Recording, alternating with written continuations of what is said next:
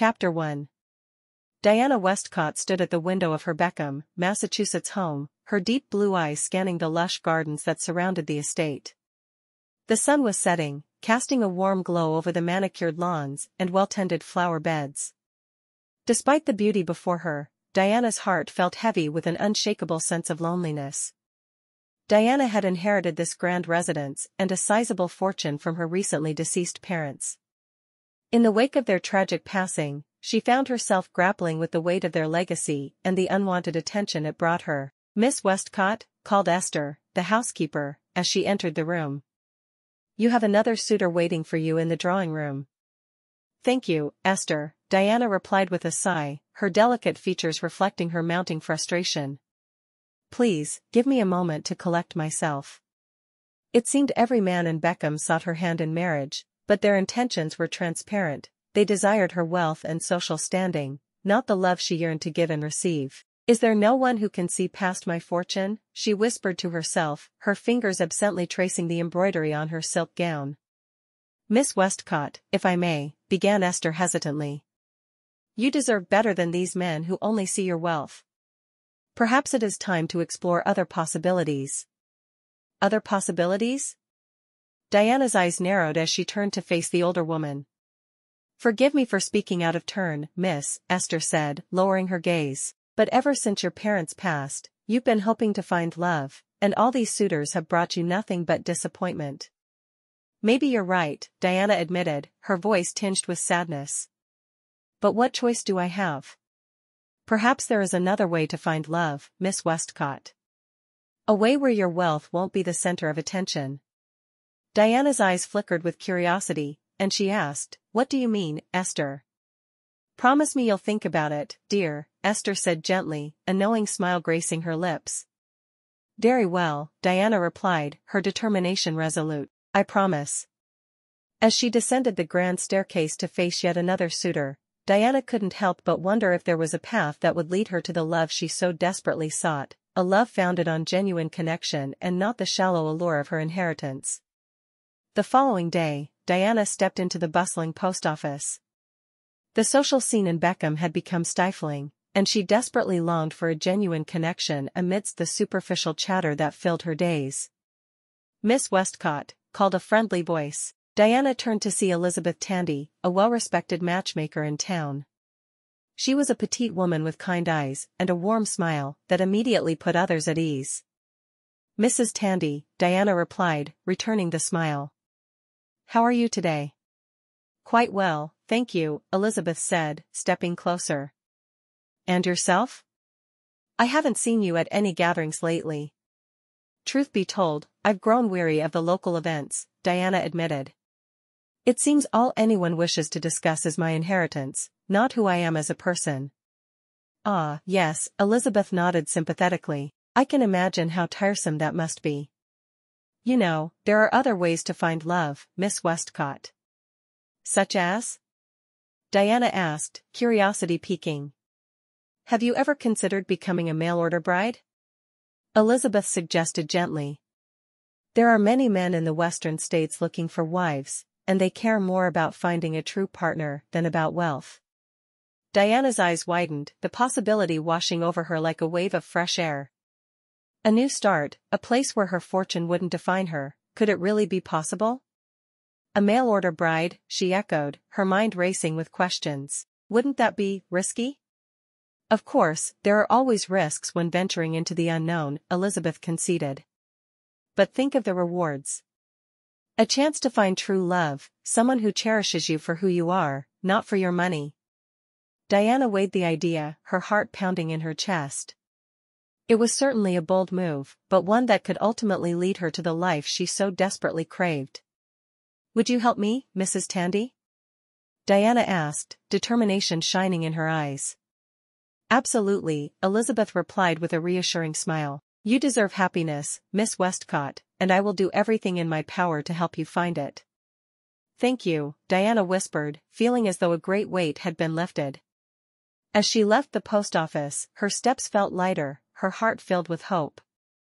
For the first time in what seemed like an eternity, Diana dared to believe that a genuine connection, and true love, might finally be within her grasp. Later at home, Diana's heart raced with equal parts excitement and trepidation, her fingers tracing the delicate curve of her mother's silver locket that hung around her neck. The decision to travel west had been made, and it seemed there was no turning back now. Can I really find love so far from home? She wondered, her anxious thoughts darting like shadows in the firelight. What if none of the men can see past my fortune? Could this be the path to finding someone who loves me for who I am? Diana whispered into the mirror, searching her own eyes for assurance. I won't let fear hold me back. I deserve happiness.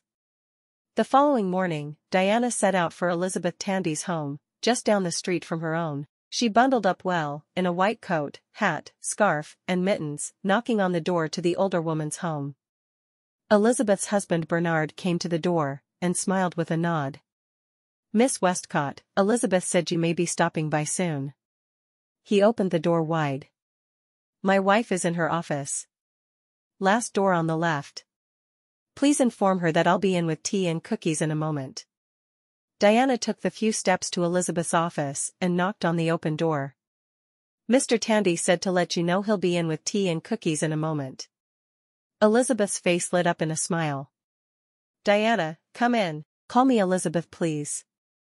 Diana started to tell Elizabeth to use her own first name, but she realized the other woman already had. She sat down on the sofa Elizabeth waved her toward. I've decided I want to be a mail-order bride, but I don't want my future husband to know about my money. Not until I decide to tell him. Elizabeth nodded. I think that's a very smart decision. She started flipping through a stack of letters. I thought about who would be a good match for you after we talked, and I think Kevin is the man you're looking for. Elizabeth pushed a letter toward Diana. Tell me what you think. Dear Madam, I hope this letter finds you in good health and high spirits. My name is Kevin, and I am writing to you from the vast, open plains of the Great West. I work as a foreman on a bustling ranch, a position that fills my days with hard work and my heart with a deep sense of satisfaction. However, as the sun sets and the cattle retire for the night, I find myself longing for companionship, for someone to share the quiet moments and the grand adventures that life on this ranch offers. I am not a man of many words, but I find comfort in the simplicity of life here. The land under the endless sky is a sight to behold, especially when the setting sun paints the sky with hues of red and gold.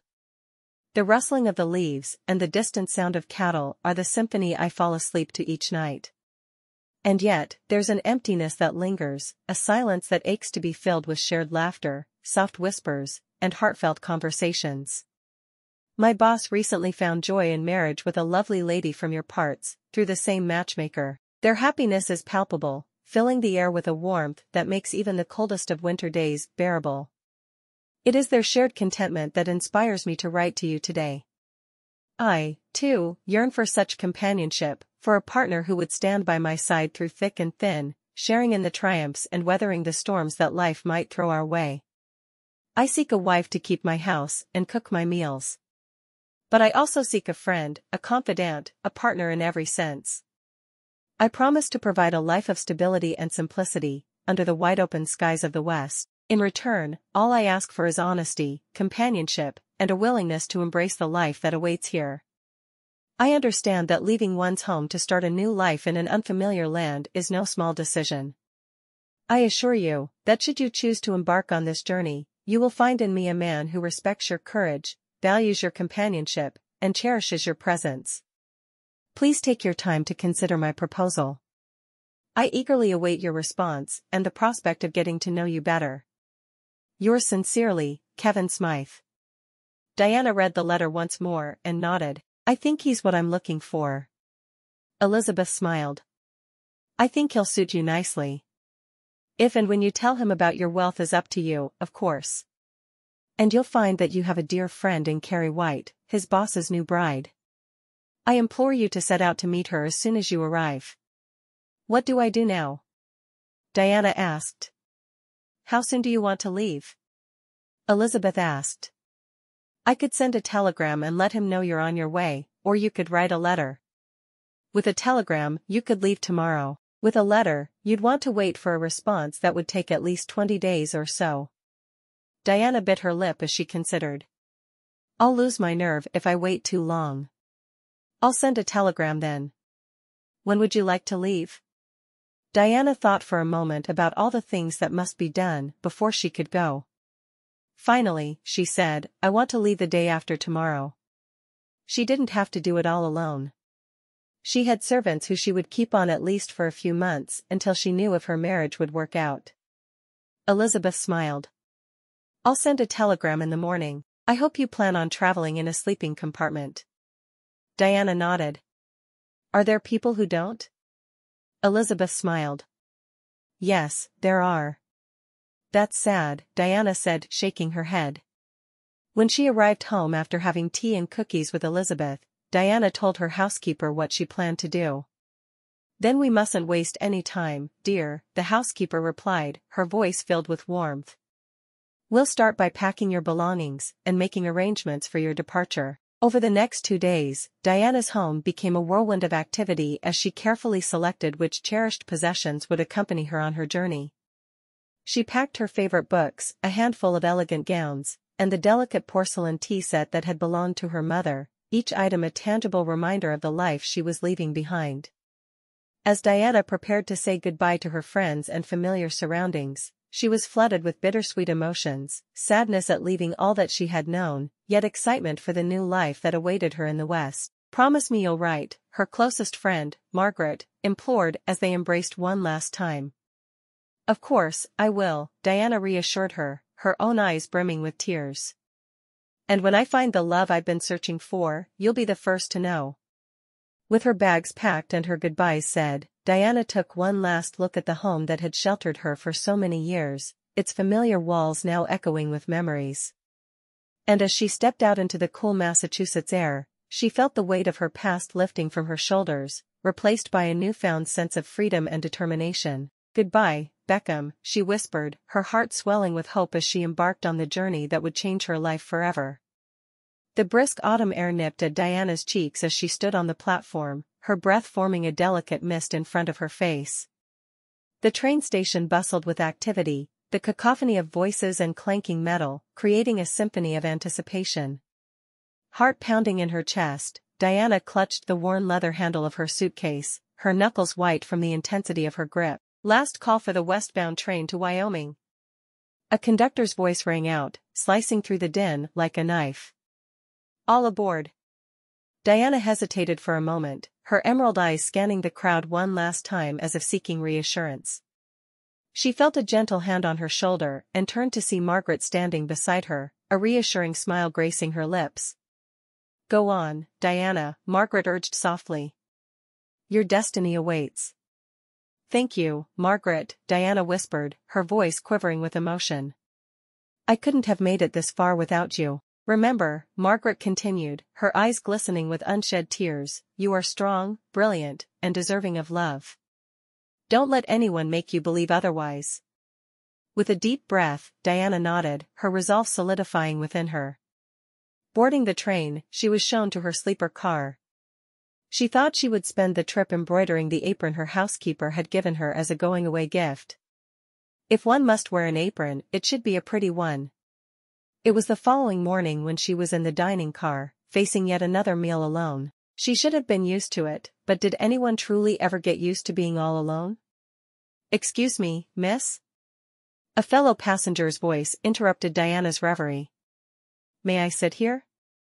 Of course, Diana replied, happy for the company of the older woman. Thank you, dear, the woman said, settling into the seat across from Diana. My name is Agnes. What brings you out west? Love, I hope, Diana admitted, offering a tentative smile. I'm seeking a man who will love me for who I am, not what I possess. Ah, a noble pursuit, Agnes nodded sagely. You're wise to keep your wealth a secret. Too many people are blinded by greed. Exactly, Diana agreed, her determination only growing stronger. She knew that to find true love, she would have to be patient, discerning, and willing to risk it all for the promise of something greater. Here's to new beginnings, Diana whispered as she raised her glass in a toast with the older woman, so thankful not to be alone, if only for a meal. As the train rattled westward, Diana's excitement and nervousness ebbed and flowed like the landscape outside her window. She spent hours gazing at the seemingly endless plains that stretched out before her, imagining the life that awaited her in Wyoming. Her thoughts drifted to the strong, capable man she hoped to find, someone who would truly appreciate her for who she was, not for the fortune she had so carefully hidden away. "Excuse me, ma'am," the conductor announced, stepping into their car. "We'll be arriving in Wyoming soon." Diana's heart raced at the words, her anticipation bubbling over as she quickly gathered her belongings. The train began to slow, and she pressed her face against the window. As the train pulled into the station, Diana marveled at the sight before her. The bustling town seemed to teem with energy, its wooden storefronts and dirt streets promising adventure and opportunity. She stepped off the train, her boots sinking slightly into the soft earth as she breathed in the clean, crisp air. Diana's heart swelled with hope as she took in her surroundings, the vast Wyoming landscape stretching out in every direction, beckoning her to explore them. This was it, her chance to start anew, to leave behind the shallow pursuits of her past and find a love that would endure the test of time. Determination and hope coursed through her veins, filling her with renewed purpose as she took her first steps toward the life she had always dreamed of. "Here's to new beginnings," she murmured, a soft smile playing on her lips.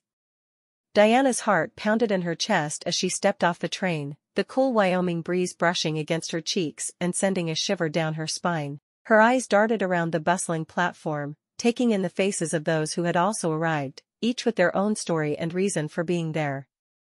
"Miss Diana," a voice called out, snapping her back to reality. She turned to see a sweet woman, close to her own age, with kind eyes and a warm smile approaching her, extending a hand in greeting. "I'm Carrie White, Harry's wife. We're so happy to have you here." "Thank you," Diana replied, grasping Carrie's hand firmly. "It's a pleasure to meet you. I must admit, I'm a bit nervous about all of this." Carrie chuckled softly and patted her hand reassuringly. "That's perfectly normal. But I have a feeling you're going to fit right in here. Harry and I came in with Kevin so you could meet him, and we could be there for the wedding." "Really?" Diana's eyes widened. That's wonderful. Thank you so much." "Of course," Carrie said warmly. "Now, let's introduce you to your fiancé. Do you have a trunk?" "I do," Diana responded. "All right. Wait here, and I'll be right back." Chapter 2. The sun was beginning to set as Diana stood nervously on the train platform, clutching her small suitcase tightly. The warm colors of the sky intermingled with the cool autumn breeze that brushed against her face, a stark contrast to the warmth of her racing heart. She had been waiting for this moment for weeks, and now that it was finally here, she could hardly believe it. "Diana," a friendly voice called out to her. As she turned, her eyes met those of Carrie, who was approaching with a tall, broad-shouldered man in tow. Carrie's smile was so welcoming that Diana couldn't help but feel drawn to her. "This is Kevin," she said, gesturing toward the man beside her. "Hello," Kevin said, extending his hand for Diana to shake. His voice was deep and reassuring. There was something undeniably comforting about him.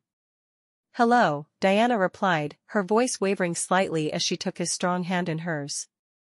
As their fingers touched, she felt an unexpected jolt of electricity pass between them, making her heart skip a beat. She met Kevin's gaze, and in that moment, it seemed as if time itself had come to a standstill. For a few seconds, they were the only two people on the crowded platform, their eyes locked in a silent exchange of curiosity and intrigue. "Nice to meet you, Diana," Kevin said softly, breaking the spell. A faint blush crept across his cheeks, and Diana realized that he must have felt the same spark of connection that she did. "Likewise," she replied, her voice steadier now. She glanced down at the small suitcase she held and then back up at Kevin, wondering what the future held for them. It was a new beginning, and though she didn't know what would come next, she couldn't help but feel hopeful. "Shall we?" Carrie asked, gesturing toward the waiting carriage nearby. Kevin offered his arm to Diana, and with her heart pounding in her chest, she accepted. Together, they began their journey into the unknown, with the promise of a connection that felt as old as the mountains themselves guiding them forward. The sun dipped low on the horizon, casting a golden glow over the quiet Wyoming town. As their carriage rattled along the cobblestone streets, Diana couldn't help but steal glances at Kevin, who sat across from her. She felt butterflies in her stomach, and she wondered if he shared her nervous excitement. "Tell me about yourself, Diana." Diana hesitated, unsure of how much to reveal. "Well, I'm originally from Boston. My parents, they passed away recently." She paused for a moment, then forced a small smile. "I've always loved the idea of living out west, though. The wide open spaces, the mountains, it calls to me." Kevin nodded. "I can understand that. I was born and raised in Wyoming, and I wouldn't trade it for anything. There's just something about the land that gets into your soul, you know?" "Exactly," Diana exclaimed, feeling a sense of relief that he understood her longing to escape city life. "I want to be a part of something bigger, to work with my hands and make a difference, not just flit around in ballrooms like a social butterfly." "Sounds like we have similar aspirations," Kevin said with a gentle smile. "I've worked on the Whites Ranch for years now. It's hard work, but there's nothing more rewarding than seeing the fruits of your labor come to life." As they continued talking, Diana found herself drawn to Kevin's passion for his work and the way he spoke of the people and animals in his care. It reminded her of her own dreams of creating a meaningful life beyond the confines of wealth and society. But as their conversation flowed, Diana became increasingly aware of the secret she held, her vast inheritance, tucked away in a bank account far from Wyoming. She longed to be honest with Kevin, but the fear of being loved only for her money gnawed at her. She had been deceived before, and she couldn't bear the thought of it happening again. "Diana?" Kevin's voice brought her back to the present. "Is everything all right? You seem lost in thought." "Ah, yes, sorry," she stammered, trying to regain her composure. "I was just thinking about how much I'm looking forward to this new chapter of my life." "Me too," he said softly, reaching across the carriage to take her hand. His touch sent a shiver down her spine. "I think we're going to make a great team, Diana." She smiled at him, her heart swelling with hope. And as they continued toward their shared future, she resolved to find the courage to face her fears and trust in the possibility of love, real, unconditional love, between them.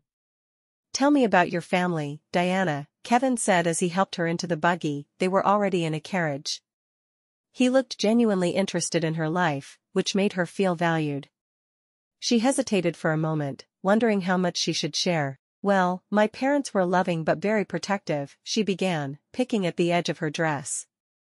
"I had a wonderful childhood, but I always felt like there was something more out there, something bigger than the world they kept me in." Kevin nodded, encouraging her to continue. "It sounds like you were craving adventure, wanting to see what else was out there." "Yes, exactly. I've been searching for a place where I can truly be myself, without expectations or limitations." Diana's eyes sparkled with excitement as she spoke, revealing her passion for change. "What about you? What was your childhood like?" she asked, turning the conversation toward him. He took a deep breath, his gaze becoming distant as he recalled memories long buried. "Well, I grew up on a small farm in Wyoming. My father passed away when I was young, so it was just me, my mother, and my sister. We didn't have much, but we were happy." "Did you always want to work on a ranch?" Diana inquired, curious about his dreams.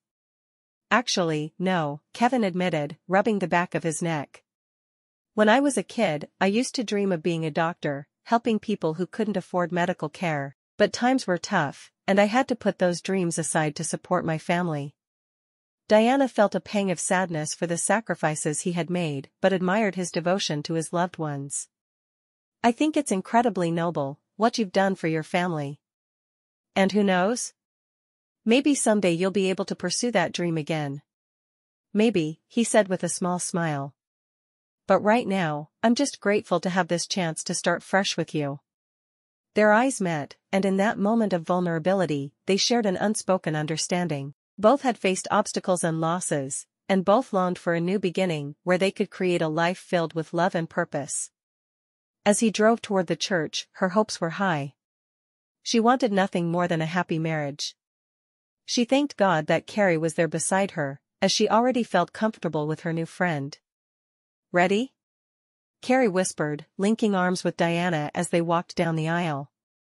The scent of wildflowers filled the air, mingling with the warm, earthy aroma of polished wooden pews. A simple affair, the wedding suited both Diana and Kevin's desires for intimacy. "More than ever," Diana replied, her voice soft yet resolute. As she reached the altar, her eyes locked onto Kevin's. Deep inside her, she knew she was doing the right thing. "Diana, do you take Kevin to be your lawfully wedded husband, to have and to hold, from this day forward?" the minister asked, his voice steady and comforting. "I do," she answered, her voice unwavering. "Kevin, do you take Diana to be your lawfully wedded wife, to have and to hold, from this day forward?" "I do," Kevin responded with equal certainty. "By the power vested in me, I now pronounce you husband and wife. You may kiss the bride." As their lips met for the first time, Diana felt a surge of emotion fill her chest, a mixture of joy, relief, and anticipation for the days to come. In that moment, she knew that no matter what challenges lay ahead, she and Kevin were meant to be together. Their wedding celebration was a modest, joyful gathering at the Whites' ranch, where friends and family toasted the newlyweds and shared in their happiness. As the sun dipped below the horizon, painting the sky a brilliant array of colors, Diana took a moment to stand back and absorb the beauty of her new home. "Quite the view, isn't it?" Kevin said, coming up behind her and wrapping his arms around her waist. "Stunning," she murmured, leaning into his embrace. The ranch sprawled out before them, the land stretching as far as the eye could. "Welcome home, Diana," Kevin whispered into her ear, his breath warm against her skin. She closed her eyes, allowing herself to fully experience the sensation of belonging, of being loved not for her wealth but for who she was deep within. "Thank you, Kevin," she replied.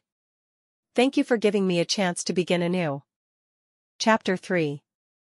The Wyoming sun was setting as Diana and Kevin entered their modest home, the warm hues of twilight cascading through the windows and casting a soft glow across the floor.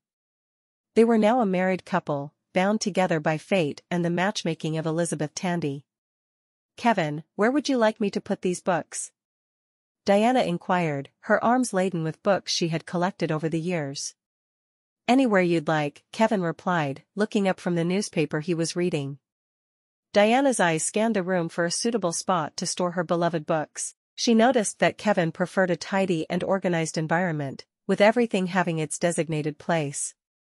As she set about arranging her books on the shelf, Kevin caught sight of the beautiful artwork adorning the covers. He realized that his new bride had a deep love for both books and art, which intrigued him. "Your collection is quite impressive, Diana," Kevin remarked, admiring the rows of colorful spines. "Thank you," she said with a shy smile. "Books have always been my escape." The soft glow of candlelight flickered across the wooden walls of the cozy cabin, casting dancing shadows on the handcrafted furniture.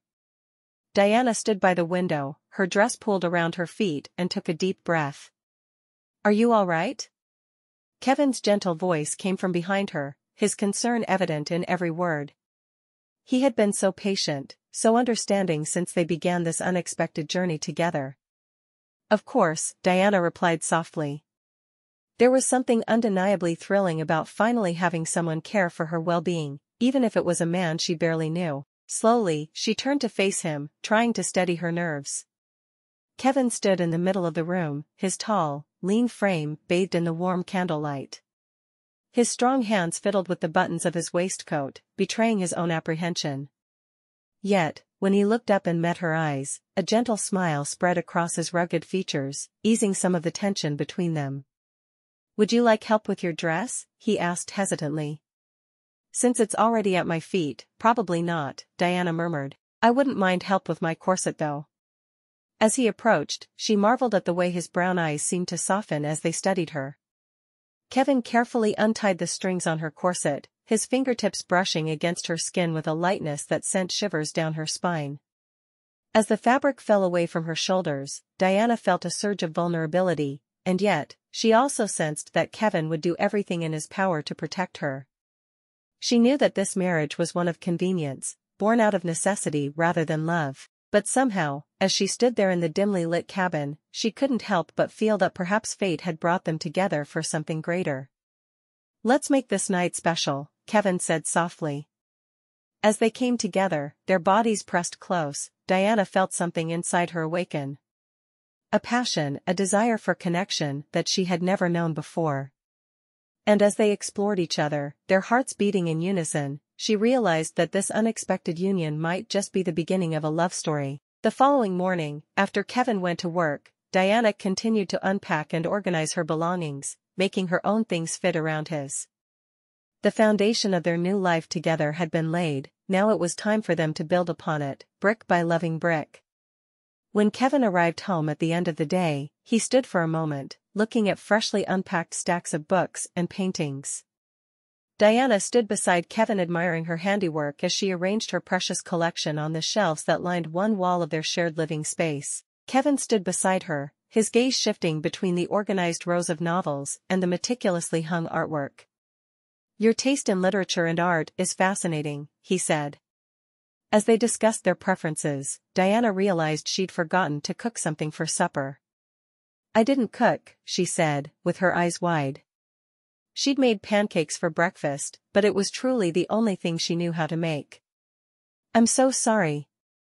I'll start the pancakes in a moment." He looked at her as she hurried away from him. "Pancakes again? It's all I know how to cook. Someone needs to get me a receipt book for Christmas." Kevin stared at her. Christmas was still 2 weeks away. She wasn't going to start learning to cook for 2 weeks. By then, he'd have pancakes coming out his ears. "Perhaps you should go to Carrie's house and spend some time with her. She's an excellent cook." Diana frowned. "I suppose I can't expect to feed you pancakes for every meal for 2 weeks. I'll go see her tomorrow." Kevin smiled. "I'd appreciate that." "Carrie." Diana called as she rushed to the main ranch house. She knocked on the door, calling her friend's name again. "Yes," Carrie replied, opening the door wide. She wore a kind smile that made Diana feel at ease. "What's on your mind?" "Kevin and I have been talking, and I've decided that I want to learn how to cook," Diana said. "You've been so kind to me since I arrived, and I thought maybe you could help me." "Help you with cooking?" Carrie asked. "Why, I'd be delighted. Let's start with what you can cook now." "Pancakes," Diana said proudly. "Pancakes. And?" Diana shook her head. "No and. Just pancakes." As they entered Carrie's kitchen, Diana couldn't help but marvel at the organized space before her. Pots and pans hung neatly from hooks, and various utensils and spices lined the countertops. The aroma of freshly baked bread filled the air, making Diana's stomach rumble in anticipation. "All right, let's begin with something simple," Carrie said, rolling up her sleeves. "How about we start with bread? You're going to need bread every day." "Sounds perfect," Diana replied, her eyes wide with wonder as Carrie gathered the necessary ingredients. She was determined to make cooking and baking a success, not only for Kevin but also for herself. It felt like a tangible way to prove her commitment to their marriage. "All right, Diana," Carrie began, her hands dusted with flour.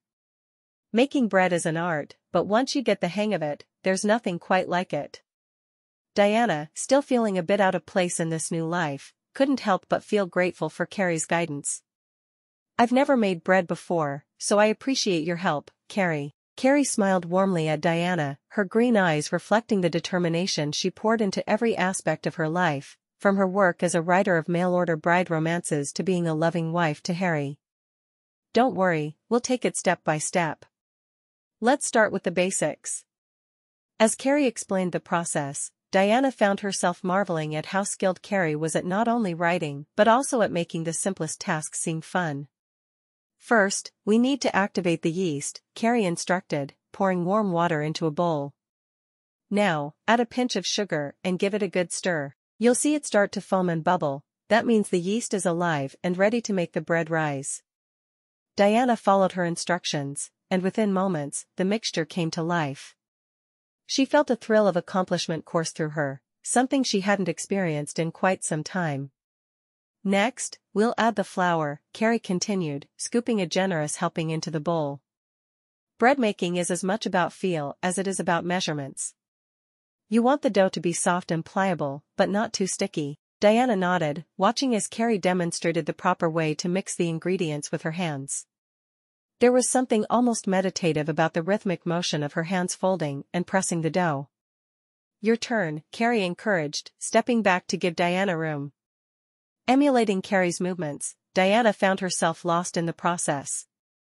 Perfect! Carrie exclaimed, breaking Diana from her reverie. Now we let it rise, and then we'll shape it into loaves. As they waited for the dough to double in size, the two women shared stories and laughter, a bond forming between them. And when it was time, they rolled up their sleeves once more and set to work shaping the dough. Thank you, Carrie, Diana said softly, her heart swelling with gratitude at the simple act of making bread together. This means more to me than you know. Carrie smiled, reaching out to squeeze Diana's flour-dusted hand. You're welcome, Diana. We all need a little help sometimes, and I'm just glad I can be here for you. Can you give me an easy receipt for supper tonight? I'll have bread of course, but if Kevin won't eat pancakes for every meal, he certainly won't do so with bread. Let's make supper together, Carrie suggested. I have more ham than I'll use for one meal. Thank you, Diana said, grinning.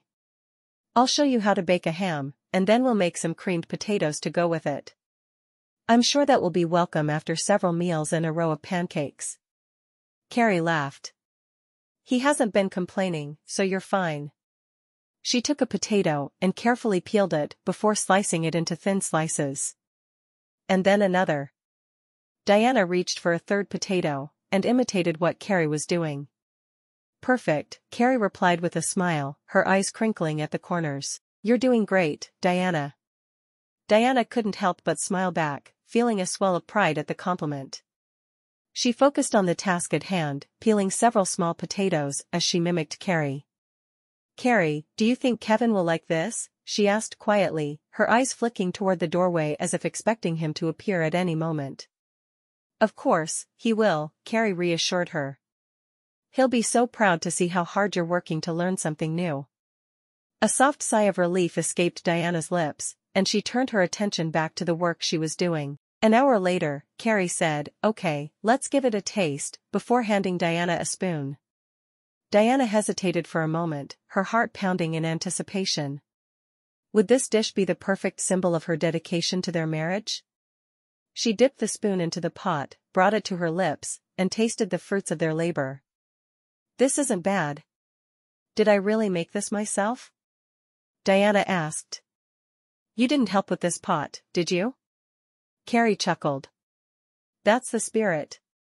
Cooking is like any other skill, practice makes perfect, and trust me, Kevin will appreciate your efforts, even if they don't turn out perfectly every time.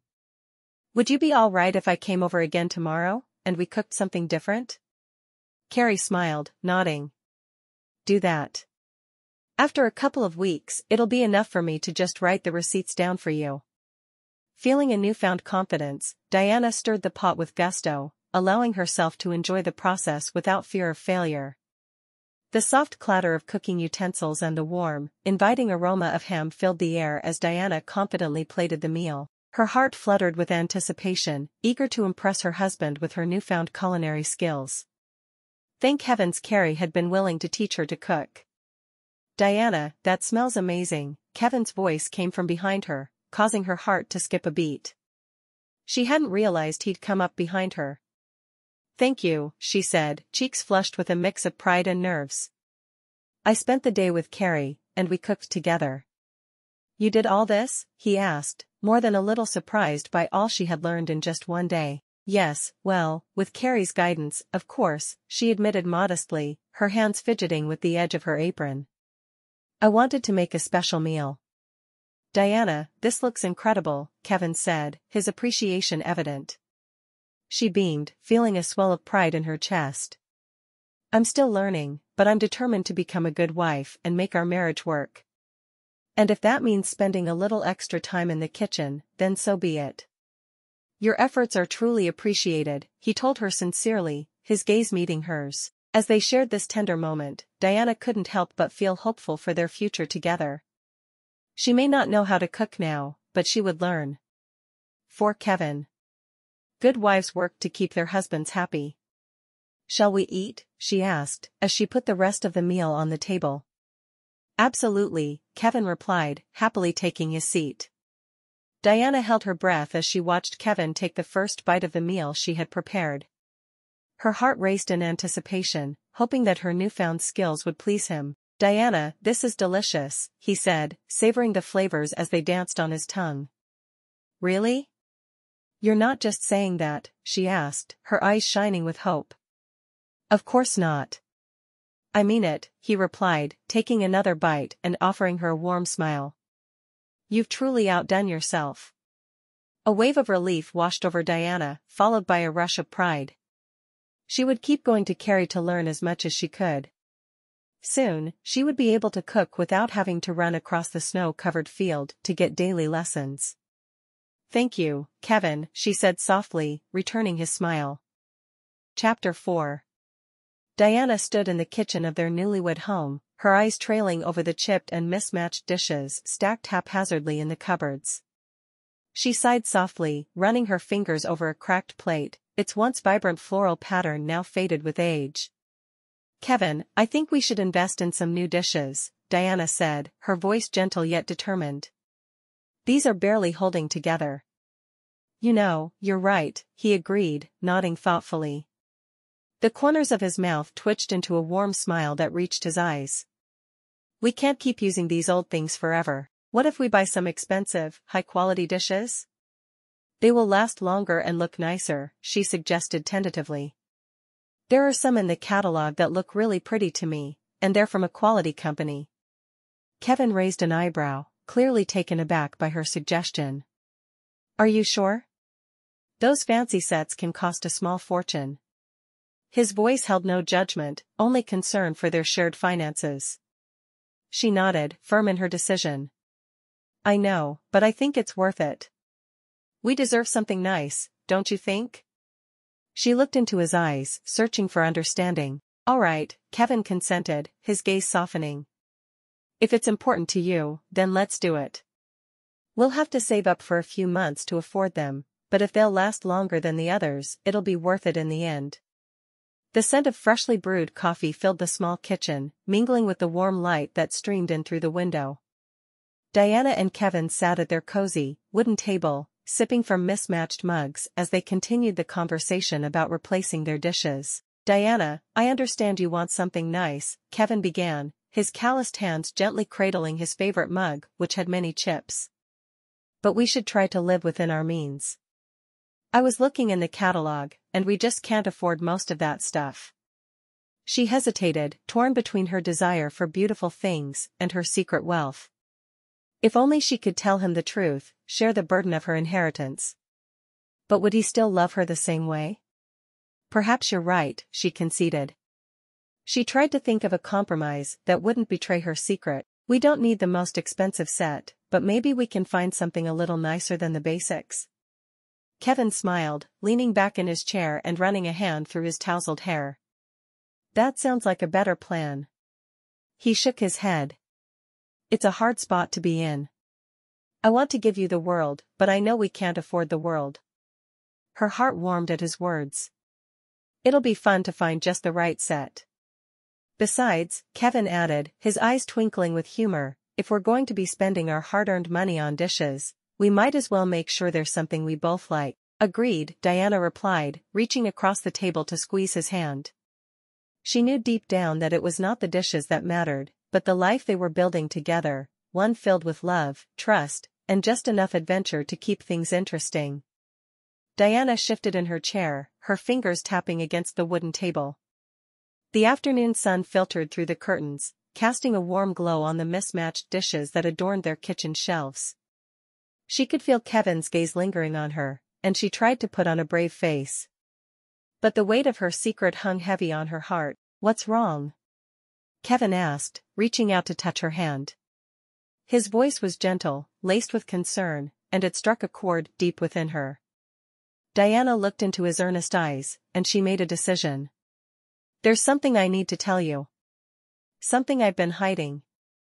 Diana, you can tell me anything, he assured her, giving her hand a reassuring squeeze. All right, she began, swallowing hard. You know how we've been talking about living within our means? Well, the truth is, I have quite a lot of money saved up. Really? She knew she had kept this from him for far too long, but she couldn't bear the thought of him feeling betrayed by her deception. Yes, she continued, her voice shaking slightly. My parents left me a significant amount of money when they passed away. I didn't want anyone to know because I wanted to be loved for who I am, not for my wealth. As she finished speaking, she forced herself to meet his gaze. Diana, Kevin whispered. I will never be a wealthy man. You're going to learn to live within our means. Please don't be upset with me, she implored. His thumb gently stroked her hand. I can understand why you kept this from me, but it doesn't change how I feel about you. You're still the woman who came across the country to marry me and fed me pancakes more times than a man should have to eat them. Thank you, she whispered, feeling a weight lift off her chest as she leaned into his embrace. I promise to be more open with you going forward. She grinned at him. Let's find some dishes we both love for now. Deal, Kevin agreed, a warm smile lighting up his face. Together, they continued to browse the selection of dishes, their hands occasionally brushing as they held each other's gaze. Each touch, every shared smile, was a testament to their commitment to building a life together based on love and trust, a partnership that would endure the test of time. Chapter 5. The crisp autumn air embraced Diana and Kevin as they stepped out of their cozy little home, the snow crunching beneath their feet. This will be our first real purchase together, Diana mused, her eyes dancing with anticipation. I think I'd like something classic and timeless, but also with a touch of whimsy. Sounds good to me, Kevin agreed, his strong fingers intertwined with hers. Truthfully, he didn't care much about the dishes they bought. As long as they weren't too expensive. Do you remember that cute little shop we passed by last Sunday?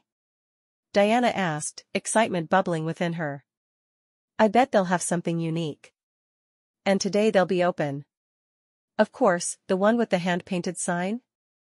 Kevin replied, his eyes lighting up at the memory. I think that's the perfect place to start.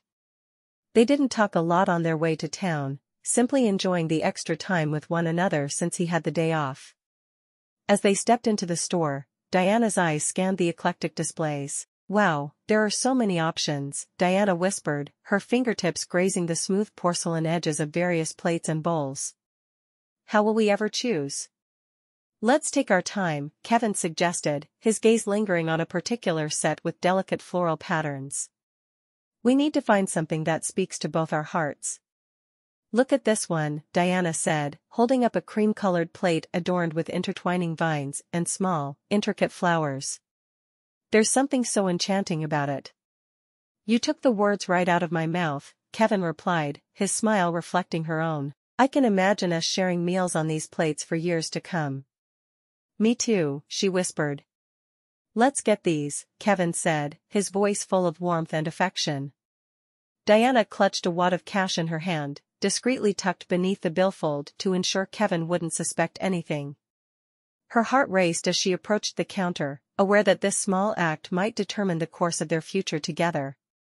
Can I help you with anything else? The store clerk asked, glancing at Diana and Kevin as they stood side by side. No, thank you, Diana replied, offering a polite smile. We'd just like to purchase these dishes, please. All right then. The clerk expertly rang up the set and wrapped each piece in brown paper before placing them into a sturdy crate. Your total comes to $37.14, the clerk announced, snapping Diana back to the present moment. She hesitated for only a second before handing over the wad of bills, her heart skipping a beat when Kevin glanced her way. Are you sure you want to spend this much? He asked, his eyes searching hers for any sign of doubt or hesitation. Yes, absolutely, these are the dishes we liked best. True, Kevin conceded, returning her smile with a gentle one of his own. I just don't want you to feel like you're spending too much. I don't at all. As the clerk handed Diana her change and the box of dishes, she felt a surge of excitement. As she left the store, she realized it may have been better to give Kevin the money before going inside so he could pay. Some men were odd about that. "Let's go home and make our first meal together on these dishes," Diana suggested as Kevin took the box from her to put it in the back of the wagon. She was thrilled he'd agreed to use her money, and she thought maybe she could get him to use it a little more, so their life could be just a bit more comfortable. The sun dipped low on the horizon as Diana stood at the window, gazing out at the warm orange hues that painted the sky. She smiled to herself, feeling a flutter of excitement in her chest. Tonight, she and Kevin were having supper with their friends Harry and Carrie at the Whites' ranch. It had been a while since all four of them had been together, and Diana was eager for both the company and the opportunity to learn from their experiences. "Are you ready?" Kevin's voice sounded from behind her, pulling her from her thoughts. Diana turned to see him standing in the doorway, looking as handsome as ever. "Yes, I am," she replied with a smile. "I just can't help but feel a little nervous." Kevin walked over and took her hand, giving it a reassuring squeeze. "Don't worry." "Thank you," she said softly, leaning against him briefly, before stepping back. "All right, let's go." They walked the short distance across the ranch and she happily knocked on Carrie's door. Diana and Kevin made their way to the front door, where they were greeted with open arms by Harry and Carrie. "Welcome!" Carrie exclaimed, her eyes twinkling with delight. "We've missed you both so much." "I was here yesterday," Diana said with a laugh. "And I know that Kevin and Harry worked together today." "Are you sure you missed us?" Carrie shrugged. "Sometimes it's exciting to see other people." Diana laughed. "I agree. There were too many people back east, and here, there are way too few." "Thank you for having us," Diana said. As they settled in for their evening of laughter, conversation, and good food, Diana couldn't help but feel grateful for the friends who had become more like family. The scent of roasted chicken mingled with the enticing aroma of fresh-baked bread, awakening her senses and drawing her into the present moment. "How's your book coming?" Diana asked, eager to read what the other woman wrote. "Almost done," Carrie said. "A few more mornings of waking up at 2 to get words in, and I'll be all done. I'm so thankful for the typewriter Harry bought me. It's making so much difference in the amount of time it takes me to finish a book." Laughter bubbled around the table, punctuating the comfortable conversation that flowed between them. As the evening progressed, Diana gathered the courage to broach a topic that had been weighing on her mind. "Harry, Carrie," she began, taking a bite of her chicken, "Kevin and I were wondering if you might have some advice for us, in regards to navigating married life and building a strong partnership." "Of course," Carrie said enthusiastically. "Navigating marriage is an ongoing journey, but one we'd be more than happy to share our insights on. Of course, we just got married in June, so we don't have a ton of experience to draw on." "Communication is key," Harry started, his voice steady and reassuring. "Always be open and honest with each other, even when it's difficult. And remember that listening is just as important as speaking." Diana nodded, soaking in his words like a sponge. "Also, give each other space to grow," Carrie added, her own experiences shining through in her eyes. "Supporting one another's dreams and aspirations is essential for a strong partnership." "Thank you both so much," Kevin said sincerely. "Always happy to help," Harry replied, raising his glass of milk in a toast. "To love, friendship, and the adventures that lie ahead." As they clinked glasses and sipped milk, Diana felt a renewed sense of confidence in her marriage. "You know," Carrie began, stirring her tea thoughtfully, "the only real difficulty Harry and I faced in the beginning was my need to write at unusual hours." "Unusual hours?" Diana asked. Carrie chuckled, her eyes alight with amusement. "Yes, you see, I get ideas at the oddest times, often in the dead of night. I'd stay up writing while Harry slept, and he couldn't quite understand why I wanted to write instead of sleeping when he did." "Ah, I see," Kevin chimed in. Harry exchanged a knowing smile with his wife. "Well, it took some time for us to adjust, but eventually, we realized that giving each other space to pursue our own interests and passions was crucial for our relationship to thrive." "Exactly," Carrie added. We learned that patience was essential in allowing both of us to grow and adapt to our new lives together. Building a successful marriage requires understanding and acceptance, Harry continued. It's important to remember that every relationship is unique, and what works for one couple might not work for another. Indeed, Carrie agreed. Chapter 6. Kevin, are you awake? Diana whispered early one morning, turning to see him already sitting up, a smile gracing his rugged features. Morning, he replied, his voice still rough from sleep. I've been up for a while, couldn't wait to get out there and show you this beautiful land. His eyes sparkled with anticipation. Diana smiled, feeling her heart swell with affection for this man who had become her husband just 4 weeks prior. They had yet to experience the true depths of love, but she knew that moments like these would forge the bond between them. Let's not waste any more time then, she said, quickly getting up. They busied themselves in the kitchen, preparing a picnic lunch of fried chicken, mashed potatoes, green beans, and creamy gravy, a meal fit for royalty. Did you make all this yourself? Kevin asked, impressed by her culinary skills. Diana chuckled softly. Actually, Carrie taught me how to make it. I wanted to surprise you and show my appreciation for everything you've done for me. Just having you here is enough, he replied, his voice filled with warmth and sincerity. He reached out and pulled her into his arms. Once the food was packed neatly into baskets, they ventured out to the stable where Kevin's sleigh waited. The horses greeted them with soft whinnies, anticipating the day's adventure. Diana's eyes widened in surprise when she saw the sleigh, having never seen one so ornate before.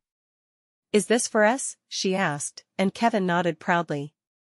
Harry and Carrie insisted, he explained. They wanted to make sure we had a memorable day.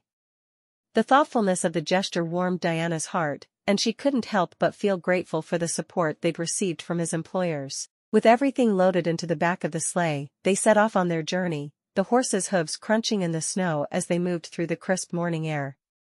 As they traveled, Diana couldn't help but marvel at the vast open spaces that stretched out before them, the majestic mountains in the distance calling her name. Kevin, thank you for bringing me here, she whispered, her hand finding his as they sat side by side on the sleigh. I never knew such beauty existed. It's my pleasure, he replied, giving her hand a gentle squeeze. And I promise you, there's so much more to see. Diana gazed upon the Wyoming countryside, the picturesque landscape a stark contrast to her life in Massachusetts. The rolling plains seemed to stretch on forever, and far off in the distance, the majestic mountains loomed like silent guardians. She found herself captivated by their beauty, a sense of wonder and awe filling her heart. Kevin, I can't believe how different this is from back home, she said, her words carried away by the gentle breeze. It's as if I've stepped into another world. He glanced at her with a warm smile, his eyes filled with pride for the land he loved. Wyoming has a way of doing that to people. It's a place that'll change your life if you let it. Over there looks perfect. Kevin exclaimed, pointing to a secluded spot beside a crystal-clear mountain stream. He guided the sleigh to a stop, and Diana eagerly hopped down, her boots crunching on the snow-covered ground. Wow, this is amazing, she breathed, her eyes wide with delight as she took in the idyllic scene before them. I can't believe we're actually here. Neither can I, Kevin admitted, his voice soft and tender as he looked at her. But I'm glad we are. They unpacked their picnic lunch, spreading out a blanket on the snow-dusted ground near the babbling stream. Maybe we should have picked a warmer day for this, she said with a laugh. Is it crazy to have picnics in the snow? He looked at her, his eyes filled with emotion. If it's crazy, then I'm glad we're not sane, he said, the laughter in his eyes comforting her in a way nothing else in life really had. Diana looked at the spread of food she had prepared, feeling a mixture of pride and trepidation. The sun glinted off the crystal-clear stream beside them, casting dancing reflections on the snow around their picnic blanket. She watched Kevin take a bite of her fried chicken, her breath catching in anticipation. Wow, Diana, he said, his eyes widening in genuine surprise. This is amazing. I wouldn't have believed it if I hadn't tasted it myself. He took another bite, savoring the flavors before swallowing. And these mashed potatoes, they're so creamy and smooth. Thank you, she replied, feeling a warm blush creep up her cheeks as she focused on cutting into her own piece of chicken. I'm glad you like it. I was worried I might mess it up somehow. Are you kidding me? Kevin chuckled, reaching across to squeeze her hand lightly. You have a real gift for cooking. And these green beans with creamy gravy? Delicious. I think I'm going to have to start calling you the culinary queen. Diana laughed, her heart swelling with happiness. It felt so good to be appreciated for something other than her money or social status. Well, I do enjoy cooking, she admitted. It's a wonderful way for me to relax and express myself. Then I consider myself a very lucky man, he said, his gaze tender and warm as he looked at her. Not only are you beautiful and kind, but also incredibly talented. Diana felt the heat of his words deep within her chest. In that moment, she realized that she truly desired Kevin's love and affection, more than anything else in the world. Kevin, she whispered, the sound of his name on her lips feeling like a secret prayer. I truly enjoy being with you, and I hope that we can find happiness together. His eyes softened, and he reached for her hand once more, intertwining their fingers. From the moment I laid eyes on you, I knew there was something special about you. You've already brought so much happiness into my life, and I promise you, I will do everything in my power to make you happy too. Diana sighed, her fingers tracing the edge of an envelope she had just received. The letter inside bore disturbing news, indeed. Kevin, she called out, her voice wavering ever so slightly, could you come here for a moment? Of course, Kevin replied, his footsteps echoing down the hallway before he appeared in the doorway. His strong frame leaned against the doorframe, curiosity etched on his handsome face as he took in the sight of his wife, clutching a letter. What's wrong, Diana? My cousin George sent a letter. She swallowed hard, her eyes meeting Kevin's concerned gaze. He claims that my inheritance should have gone to him. George? Kevin frowned, stepping into the room and gently taking the letter from her trembling hands. As he read through it, his brow furrowed even deeper. But why now? Your parents have been gone for months. Exactly, Diana murmured, her heart sinking with each word she recalled from the letter.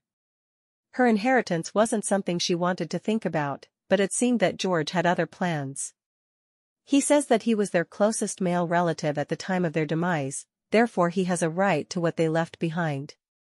Let me see if I understand this correctly, Kevin said slowly, folding the letter and handing it back to her. He thinks he can waltz in and claim your inheritance just because he's related to you? Diana nodded, biting her lower lip in apprehension. That's what he's saying. And, honestly, I don't know how to handle this.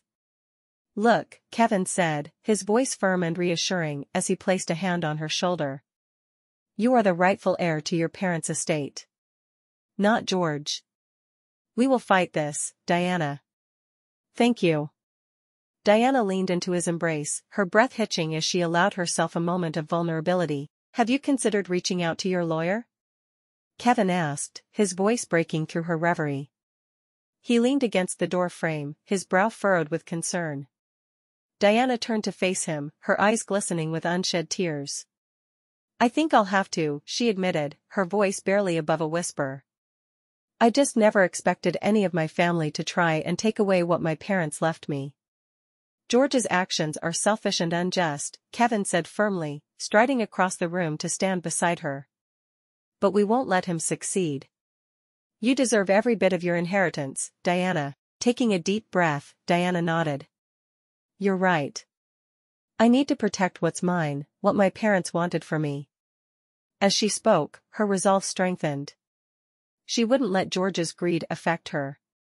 Then it's decided, Kevin said, his hand finding hers and giving it a reassuring squeeze. We'll contact your lawyer and prepare for whatever comes next. Together, they sat down at the small desk in their bedroom, and Diana penned a letter to her lawyer, explaining the situation and requesting his assistance. The response came swiftly, and within days, they were preparing to leave for Cheyenne, where the trial would take place. As they packed their bags for the journey, Diana couldn't help but feel a sense of trepidation. But each time her thoughts threatened to spiral into fear, she reminded herself of Kevin's unwavering support. When they arrived in Cheyenne, their lawyer met them at the hotel where they would be staying for the next couple of nights. With his guidance, they discussed strategy and prepared for the upcoming court battle. Throughout it all, Diana felt comforted by the fact that she wasn't alone. She had Kevin by her side, and together, they would stand strong against George's claims. Diana nervously adjusted the collar of her dress as she glanced around the austere courthouse. The polished wooden benches loomed before her, and the air was thick with anticipation. She felt Kevin's warm hand envelop hers, offering reassurance. "Everything will be all right," he murmured, his deep voice soothing her jangled nerves. As they entered the courtroom, Diana's heart raced, and the knot in her stomach tightened. She knew that this trial would be an uphill battle, but with Kevin by her side, she felt more capable of facing it. "Order in the court," the bailiff bellowed, silencing the murmurs of onlookers. George, a portly man with a smug expression, stood to address the judge. "Your Honor, I was the closest male relative to Diana's parents when they passed away. It's only fair that I inherit their wealth as per tradition." Diana clenched her jaw, her anger rising at his audacity. She could not let him win. Her mind raced, searching for a way to prove her worthiness of the inheritance. She thought back to her late-night conversations with Kevin, when they had shared their dreams of using her inheritance for him to go to college or to buy a ranch of their own. "Your Honor," she interrupted, her voice steady and determined, "I understand that my cousin believes he is entitled to my parents' money, but I can assure you, I have every intention of honoring their memory by using their fortune wisely and responsibly." "Miss Diana," the judge warned, "please let your lawyer speak on your behalf." "Apologies, Your Honor," she whispered, her cheeks flushing with embarrassment. As Mr. Thompson stood to defend her claim, she glanced over at Kevin. The sound of the gavel striking the wooden block echoed through the courtroom, sending a shiver down Diana's spine. She clutched her hands tightly in her lap, her knuckles white from the pressure. Her gaze flickered between the judge and George, trying to read their expressions as she held her breath. "Mr. Thompson," the judge began, addressing Diana's lawyer, "you have presented a compelling case on behalf of your client. I find it difficult to accept Mr. George's argument that he is entitled to the inheritance based solely on his being the closest male relative." Diana's heart swelled with hope, her fingers trembling slightly as she allowed herself to believe that maybe, just maybe, she could win this battle. Furthermore, the judge continued, "It has been made clear that Miss Diana has every intention of using her inheritance for the betterment of herself, her family, and her community. Based on the evidence presented, I hereby rule in favor of Miss Diana and order that the inheritance in question be granted to her," the judge declared, meeting George's stunned expression with an unyielding gaze. "Mr. George, I suggest you go back home and make peace with this decision. This court will not entertain any further attempts to challenge Miss Diana's rightful claim." "Thank you, Your Honor," Diana exhaled, relief washing over her like a warm wave. "Congratulations, Diana," Kevin whispered, squeezing her hand gently as they stood to leave the courtroom. George glared at them as they left to return home, and Diana simply breezed by him. Why the man thought her money should be his was beyond her in the first place. Chapter 7. Thankfully, George slunk back to Massachusetts, and they didn't have to deal with him again. As the months passed, Diana learned more and more about being a wife in the West. There were so many things she'd never learned that she quickly became adept at under Carrie's tutelage. Diana stood by the window, her gaze fixed on the snow-covered landscape of the ranch. She watched with a barely contained excitement as the morning sun began to melt the snow, revealing patches of green grass beneath. "Look, Carrie," she said, gesturing to the scene outside. "The snow is melting." Carrie, Harry's wife, and creator of the mail-order bride romances, smiled warmly at Diana. "Yes, it happens every year." As Diana continued to watch the transformation outside, an idea that had been slowly forming in her mind began to solidify. She knew that Kevin deserved more than just being a ranch foreman. He had shown exceptional care and kindness to both people and animals during their time together, qualities that would make him an excellent doctor. "Carrie," she began hesitantly, "I've been thinking about something lately. You know how skilled Kevin is when it comes to taking care of the ranch and all the animals?" "Of course," Carrie replied. "He's got a real gift for it." "Exactly. That's what I've been thinking too. And it made me wonder. What if he could use those skills to help even more people? Diana paused, her heart pounding in her chest as she gathered the courage to voice her thoughts. What if he went to medical school and became a doctor? Carrie's eyes widened at the suggestion, and she studied Diana's face for a moment before responding. That's an interesting idea, but medical school is expensive, and it would mean leaving the ranch. I'd lose you, and Harry would lose Kevin. I know, Diana admitted, her voice barely above a whisper. But I believe in him, Carrie. And I think he could make a real difference in this world as a doctor. Her eyes welled up with unshed tears, but she wiped them away quickly. She didn't want to be seen as weak or overly emotional, she wanted to show that she was strong and capable of supporting Kevin in any endeavor. Carrie reached out and squeezed Diana's hand. It's clear how much you care about him. I'll talk to Harry, and we'll see what we can do to help make this dream a reality for Kevin. Thank you, Diana whispered, her heart swelling with love and gratitude for her new family. As she watched the snow continue to melt outside the window, the image of Kevin as a doctor filled her mind, and she couldn't help but smile at the thought of the bright future they could share together. Diana watched as Kevin guided his horse across the yard, his muscular frame silhouetted against the setting sun. The last remnants of winter ice clung stubbornly to the earth, but the first signs of spring were evident in the buds on the trees and the occasional chirping of a brave bird. She knew that with the changing seasons came new growth and fresh beginnings, and she felt it was time for change in their own lives as well. Kevin, she called out as he approached the porch where she stood, her voice soft yet determined. He looked up, his deep blue eyes meeting hers, a question in them. I have something I want to discuss with you. Sure thing, he replied, dismounting and tying the reins to the hitching post. He followed her inside the cozy ranch house, an eager curiosity in his stride. Once they were settled on the worn sofa, Diana took a deep breath and gathered her thoughts. She could feel her heart pounding in her chest, but she refused to let her nerves get the better of her. This was too important. Kevin, she began, her hands clenched together in her lap. I've been thinking about our future. You're so incredibly talented and dedicated in everything you do here on the ranch, but I believe you have the potential to do even more. More? He asked, his brow furrowing as he tried to decipher her meaning. Do you have a problem with me being a ranch foreman? Of course not. I care about you no matter what you do for a living. But you mentioned something to me once that I can't get out of my head. She took a deep breath. Medical school, she blurted out, unable to contain her excitement any longer. You could become a doctor and make such a difference in this world. She held her breath as she gauged his reaction. He stared at her for a moment, his eyes searching hers for understanding. Then, slowly, he leaned back against the cushions, his gaze drifting to the window as he considered her words. Medical school is expensive, he said finally, his voice betraying a hint of uncertainty. And it would mean leaving the ranch.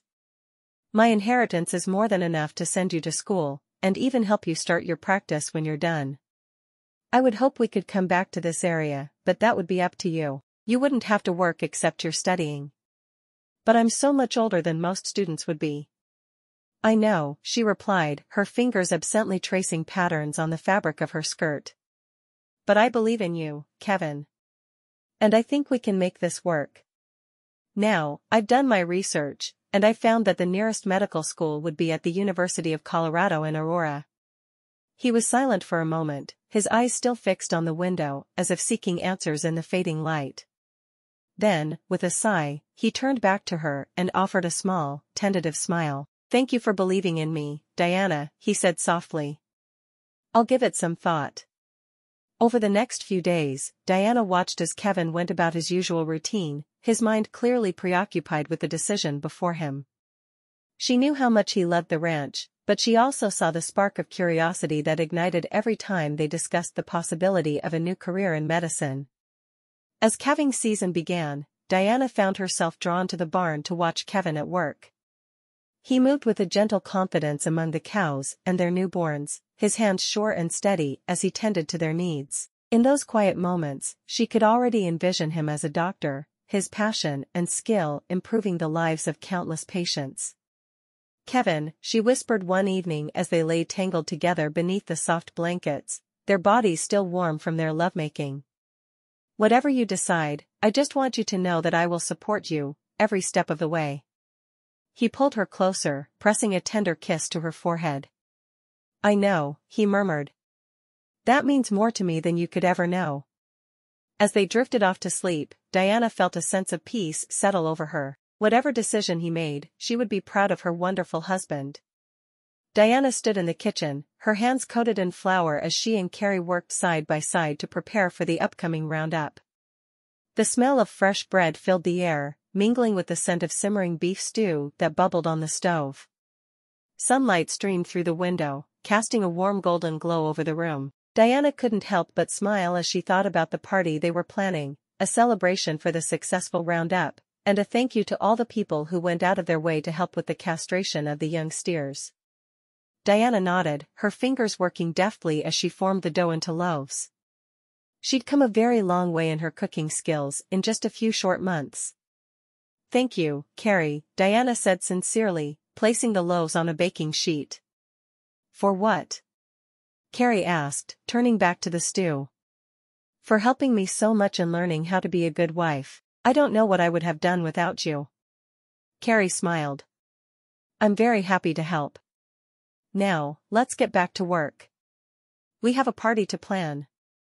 As they continued cooking, Diana's thoughts drifted to Kevin and the future that lay before them. The sun was high in the sky as Diana and Carrie drove down the dusty road toward town. The warm breeze carried the scent of wildflowers, and Diana couldn't help but feel a sense of excitement as she chatted with her new friend. Now that roundup was over, there was time for other things, and this trip to town was a much-needed change of pace. Thank you for agreeing to come with me, Diana said, smiling at Carrie. I'm not quite used to navigating around here yet. Of course, Carrie replied, her eyes crinkling at the corners as she smiled back. I know how stir-crazy it can get out there on the ranch. Besides, I could use some company myself. As they entered the town, Diana marveled at the quaint storefronts and friendly faces that greeted them. It wasn't long before they found themselves in a cozy general store, where Diana eagerly began browsing the shelves. Her eyes sparkled as she picked up various items, soap, candles, and doilies, envisioning how they would look in her home. Carrie, what do you think of these? Diana asked, holding up a pair of shiny black shoes. She turned them over in her hands, admiring the craftsmanship. I've been wearing my old boots for so long now. Those are lovely, Diana, Carrie said, nodding approvingly. Why don't you try them on? Diana slipped off her worn boots and slid her feet into the new shoes. They fit perfectly, hugging her feet like a second skin. She took a few steps, reveling in the comfortable support they provided. I think I'll take them, she decided, beaming. Excellent choice, Carrie agreed, giving her an encouraging pat on the shoulder. Next, Diana's gaze fell upon a rack of pre-made dresses. She rifled through them, searching for something that would suit her taste and the practical needs of life on the ranch. After a moment, she pulled out two lovely options, one a soft blue, the other a warm shade of red. Carrie, which one should I choose? Diana asked, holding the dresses up against her body in turn. I like the blue, Carrie said, smiling. Diana nodded, suddenly feeling very grown-up and independent as she looked at both and decided to buy two dresses. The thought of Kevin's reaction when he saw her in them sent a thrill down her spine. As they continued browsing, Diana came across a beautiful set of pots and pans. The smooth metal surfaces gleamed under the store's light, promising a new world of culinary possibilities. These would be perfect for our kitchen, she mused, running her fingers over the handles. I've been making do with some old, rusty cookware we found in the cabin. New pots and pans can make such a difference, Carrie agreed, admiring the set alongside Diana. I remember when Harry got me a new set after we were first married. I felt like a real chef. But you may need to put back the shoes or dresses if you're getting those. Diana frowned for a moment, but decided to buy them all anyway. Why not? With her arms laden with her purchases, Diana couldn't shake the feeling that this was more than just a shopping trip. It was a declaration of her commitment to her new life with Kevin. They entered the next store, its wooden sign creaking in the breeze. "Goodness, you've spent quite a bit today, Diana," Carrie remarked, her eyes widening at the ever-growing pile of purchases. "I hope Kevin won't be too upset." Diana hesitated for a moment and then smiled. "He'll understand. We're starting our life together, after all. Besides, I have my own money to spend." As they walked through the aisles, Diana's gaze fell upon an array of colorful packets, neatly organized in a large wooden display. A sense of excitement bubbled up inside her as she realized what they were: seeds for fruits, vegetables, and flowers. "Look, Carrie!" Diana exclaimed, picking up a packet of tomato seeds. "I'm so excited to plant my own garden. Imagine how proud Kevin will be when he sees the fruits of my labor. And we won't need to buy produce from the market anymore." Carrie nodded in agreement, impressed by Diana's enthusiasm. "I usually plant a garden as well. It's always nice to have fresh fruits and vegetables right outside your door." Diana's excitement grew as she browsed the selection, adding packets of cucumber, carrot, and lettuce seeds to her basket. But it wasn't just the practical plants that caught her eye, she was also drawn to the delicate flowers that could bring beauty and color to their little cabin. "Carrie, look at these lovely flower seeds," Diana said, holding up packets of marigolds, lavender, and roses. "Wouldn't these be perfect for a small flower bed by our front porch?" "Those are beautiful, but don't forget to consider the cost," Carrie cautioned, her eyebrows knitting together with concern. "Flowers are lovely, but they're not essential." "Perhaps not," Diana admitted, her eyes shining with determination, "but they'll make our home more inviting and cheerful. A little bit of beauty in the midst of all the hard work we have ahead of us can't hurt, right?" Carrie hesitated before giving a small smile. "You're right, Diana. Just remember to be mindful of your spending." Diana nodded, her heart swelling with love and appreciation for her friend's concern. Though she had been fortunate enough to inherit a sizable fortune, she knew that Carrie was only looking out for her best interests. "Thank you, Carrie," Diana murmured. "I promise I'll be careful." Carrie and Diana drove back to the ranch, the horses' hooves kicking up dust in rhythmic harmony. The scent of wildflowers carried on the breeze, and Diana closed her eyes for a moment, allowing herself to be enveloped by the beauty of the landscape. "Are you sure you didn't go overboard with your shopping today?" Carrie asked gently, breaking the companionable silence. Her gaze flickered toward the bags in the back of the wagon. Diana opened her eyes and sighed, feeling the weight of her friend's concern. "I know it seems like a lot, but I promise I was careful." She hesitated, her fingers playing with the edge of one of the bags.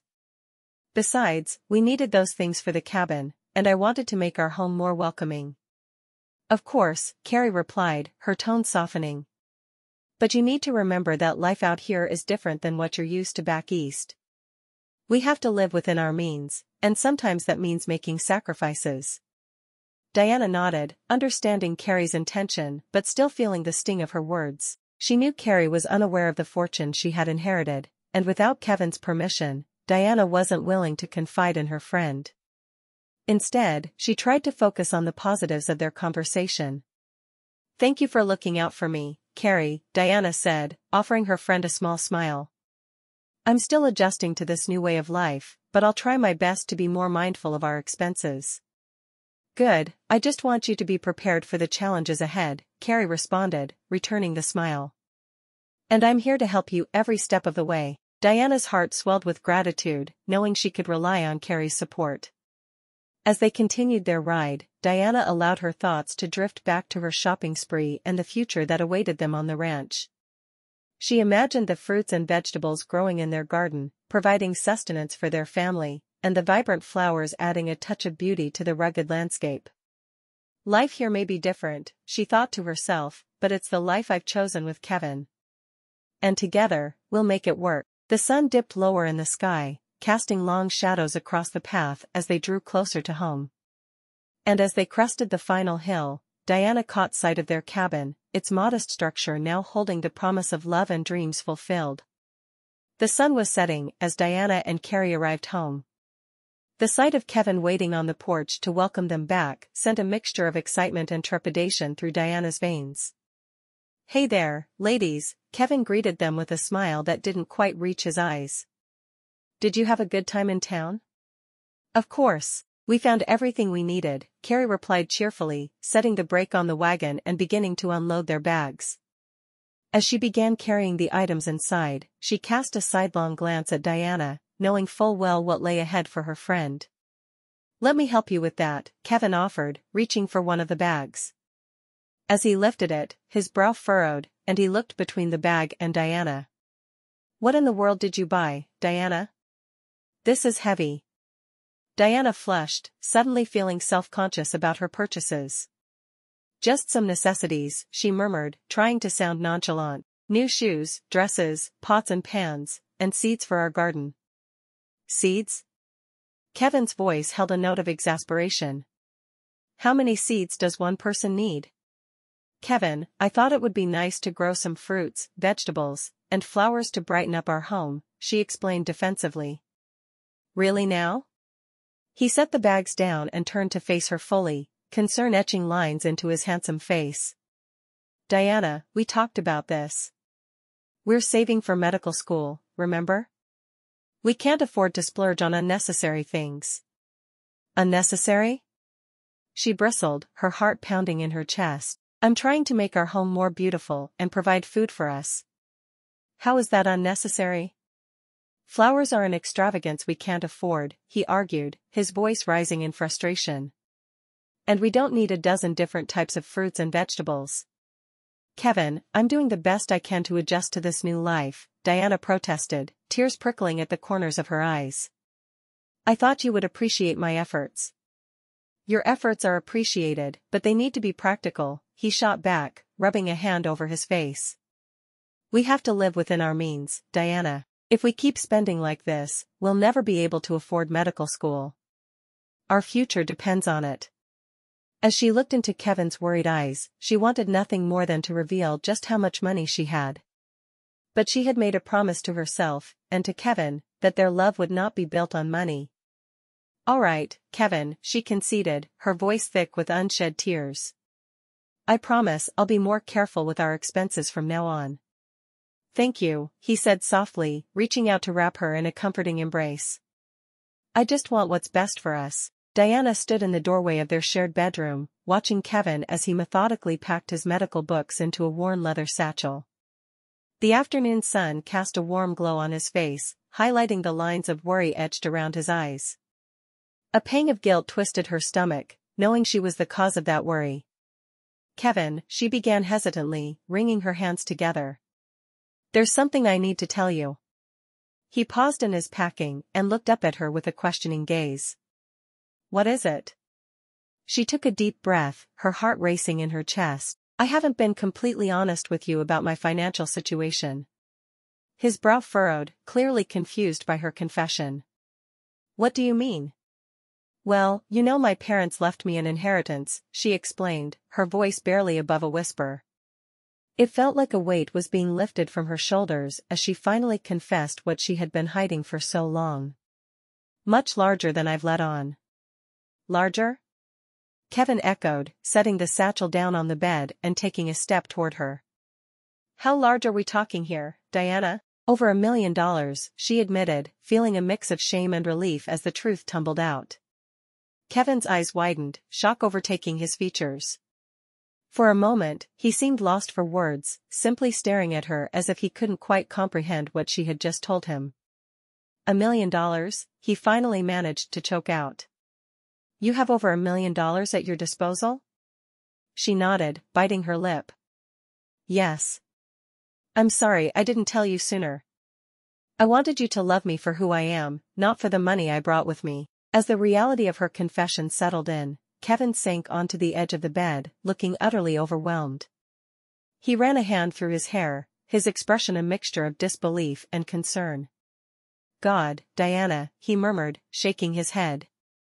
"I knew your family was well off, but I never imagined you had that much money."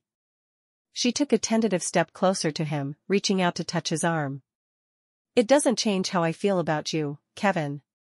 I love you for who you are, not what you can provide for me." He looked up at her, his blue eyes filled with insecurity. "But how can I ever be enough for you?" How can I possibly give you the life you deserve when you have so much more than I could ever offer? Kevin, listen to me, she implored, gripping his arm tightly. You are enough. More than enough. The life we're building together means more to me than any amount of money ever could. Promise me you believe that. He hesitated for a moment, and then slowly nodded. I promise, he said, his voice thick with emotion. With that, they pulled each other close, sealing their newfound trust with a tender embrace. Together, they would face whatever challenges life had in store for them, as equals, bound by love rather than financial gains. Chapter 8. The train's whistle pierced the air as it pulled into the station, a cloud of steam billowing around it like a dense fog. Diana clutched her small traveling bag close to her chest, her heart thudding with anticipation. Beside her, Kevin stood tall and sturdy, his shoulders squared as he prepared for their journey. Are you ready? Kevin asked, his voice gentle but firm as he looked at Diana with reassurance in his dark eyes. Diana took a deep breath, her hands trembling ever so slightly from excitement.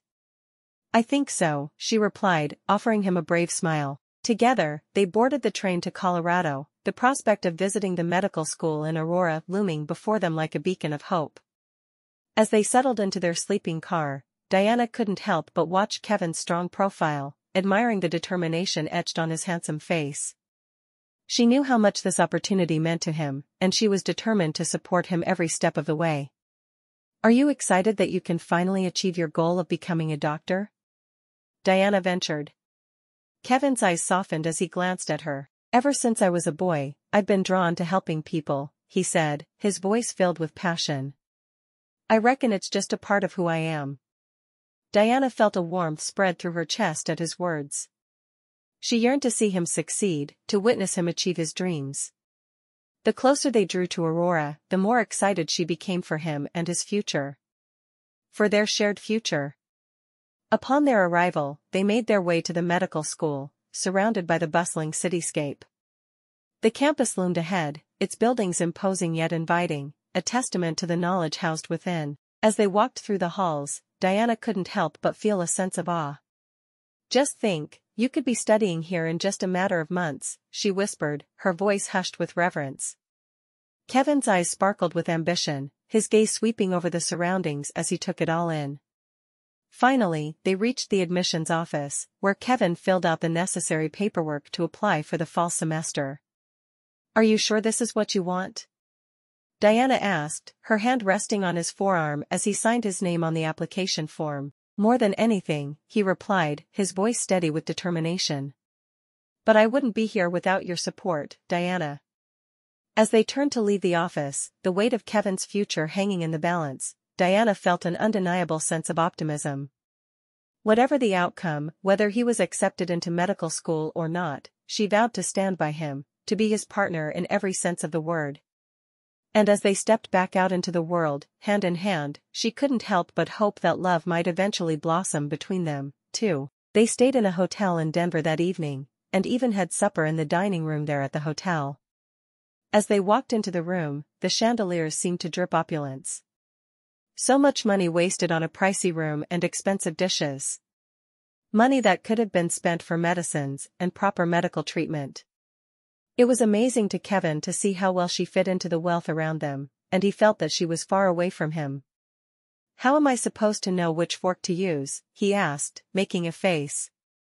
Just follow what I do, she said softly. You usually start from the outside and go in. Kevin shook his head. I think I'm going to need lessons if we're going to eat in places like this often. Diana laughed. As far as I'm concerned, you can dip your knife in mashed potatoes, and use it to eat peas off the knife. Truly, I don't care. But I do enjoy good food, and that's what will be served here.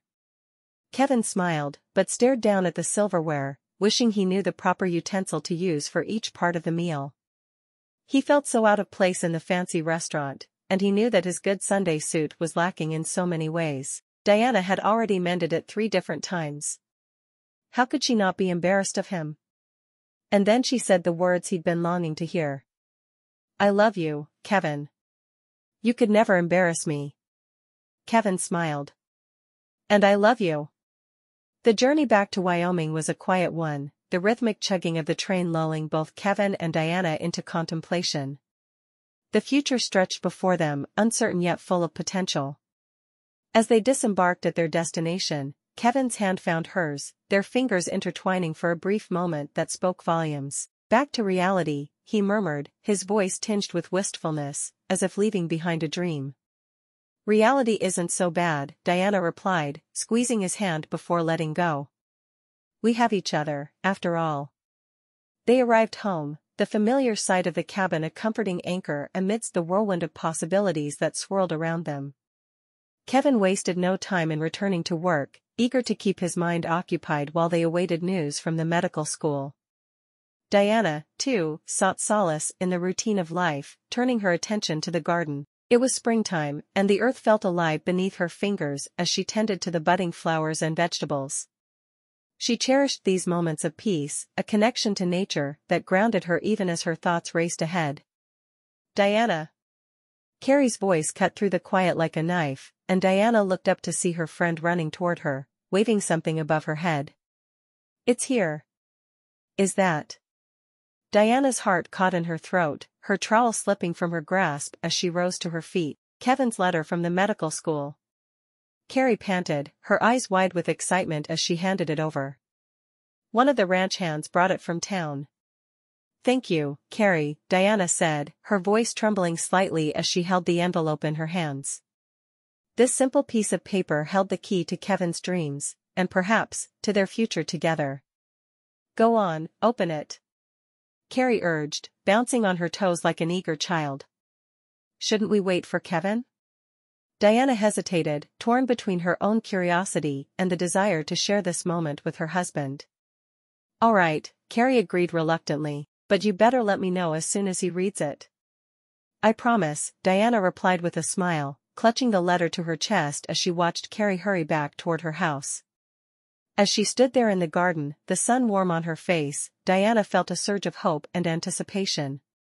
She knew that whatever the contents of the letter, their lives were about to change.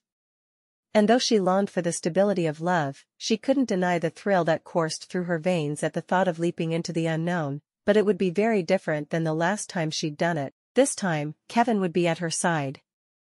"Please," she whispered, her heart full to bursting as she held the key to their fate. "Let this be the beginning of something wonderful." Diana was in the kitchen fixing supper, the envelope never out of her sight. She couldn't wait for Kevin to open it so they would know what was possible for their future. Kevin should be home soon, she mused, pausing to wipe sweat from her brow. Her heart fluttered with anticipation, her thoughts consumed by the contents of the envelope. She glanced down at it, her fingers itching to tear it open, but she resisted the urge. This was a moment they needed to share together. The distant rumble of horse hooves reached Diana's ears, tearing her away from her thoughts. She looked up, her eyes scanning the horizon for any sign of Kevin's return. There he was, emerging from the tree line, riding atop his trusty steed, Thunder. A smile bloomed across her face, pure joy radiating through her. She removed the stew pot from the middle of the stove, pushing it to the edge where it wouldn't burn, before running outside to see him. "Kevin," she shouted, waving her arms to catch his attention. As he drew closer, she could see the lines of exhaustion etched across his handsome features, evidence of another hard day's work. His eyes sparkled as soon as they saw her, and she knew he cared for her just as much as she cared for him, even if they never said it. "Hey there," he called, dismounting as he reached her side. "What's got you so excited?" "Your letter arrived today," Diana said, holding out the envelope.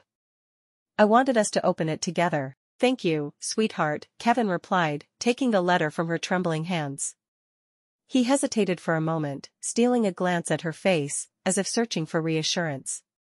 "Go ahead," she urged, her voice barely above a whisper. "We've waited long enough." With a nod, Kevin broke the seal and unfolded the letter, scanning the words that would determine the course of their lives. A moment passed, then another, before his face lit up with elation. I got in, Diana. I've been accepted to medical school," he stammered, his voice thick with emotion. Tears welled up in Diana's eyes, threatening to spill over as she wrapped her arms around him, burying her face in the crook of his neck. Oh, Kevin, I'm so happy for you. Thank you, sweetheart, he whispered, his breath warm against her ear. As they stood together, enveloped in each other's arms, Diana was struck by the enormity of the moment, of the dreams they were finally ready to chase. Are you sure about this? She asked quietly, her voice barely audible above the gentle rustle of leaves. Leaving the ranch, starting this new life? Kevin pulled back, his gaze meeting hers with a steadfast determination. I think so. We'll have to look at what we want and make a final decision together. Can you believe it? He whispered, disbelief still lacing his voice. All this time, I thought it was just a dream, but now. Diana looked up at him, her eyes shining with unshed tears. It's real, Kevin. And I couldn't be prouder of you. He smiled down at her, his own eyes glistening. Thank you, sweetheart. Then, after a moment's pause, he added, but now I have to decide if medical school is really what I want. His words took Diana by surprise, and she tilted her head in confusion. What do you mean? I thought this was your dream? Kevin sighed, his eyes drifting toward the horizon as if searching for answers. It was, or at least, I thought it was. But the ranch, the people here, they've become a part of me, too. And now I'm torn. Diana bit her lip, considering his words. She knew how much he loved the ranch, the sense of belonging it had given him, but she also understood his desire to pursue a career in medicine, to make a difference in the world beyond the boundaries of their little corner of Wyoming. Whatever you decide, Kevin, she said softly, reaching up to brush a stray lock of hair from his forehead, I'll be by your side, supporting you every step of the way. I know, Diana. I can't tell you how much that means to me. Whatever you choose, Kevin, she whispered, I know it will be the right decision. And with that, they stood hand in hand, watching as the sun dipped below the horizon, its warm, golden glow a promise of the future that awaited them, whatever it may hold. Chapter 9. Diana stood at the kitchen window, watching Kevin walk pensively across the yard, his shoulders tense and head bent. The vast Wyoming landscape stretched out before them, a testament to the life they had built together. It had been a week since their conversation about Kevin's future, and she couldn't help but worry as he grappled with the possibility of leaving ranching for 4 long years. Come sit down with me, Diana called as Kevin stepped through the door. He hesitated for a moment and then joined her at the small oak table, calloused hands gently clasping hers. Have you given more thought to what you want? Diana asked softly, concern etched in her eyes. You know I'll support you either way. Kevin rubbed his thumb across the back of her hand, lost in thought. I just don't know, Diana. 4 years away from this place. That's a long time. Of course it is, she acknowledged, squeezing his hand reassuringly. But listen, Kevin, if you'd rather keep working for the Whites, I'm fine with that. I love our life here. And if you'd rather have your own ranch, we can do that too. But if you want to be a doctor, now is the time. She saw the conflict in his eyes, the desire to pursue his dream of helping others battling with his deep-rooted love for the land and the life they had built together. Her heart ached for him, knowing that no matter what decision he made, there would be a part of him that felt unfulfilled. Let's take some time to think about it, all right?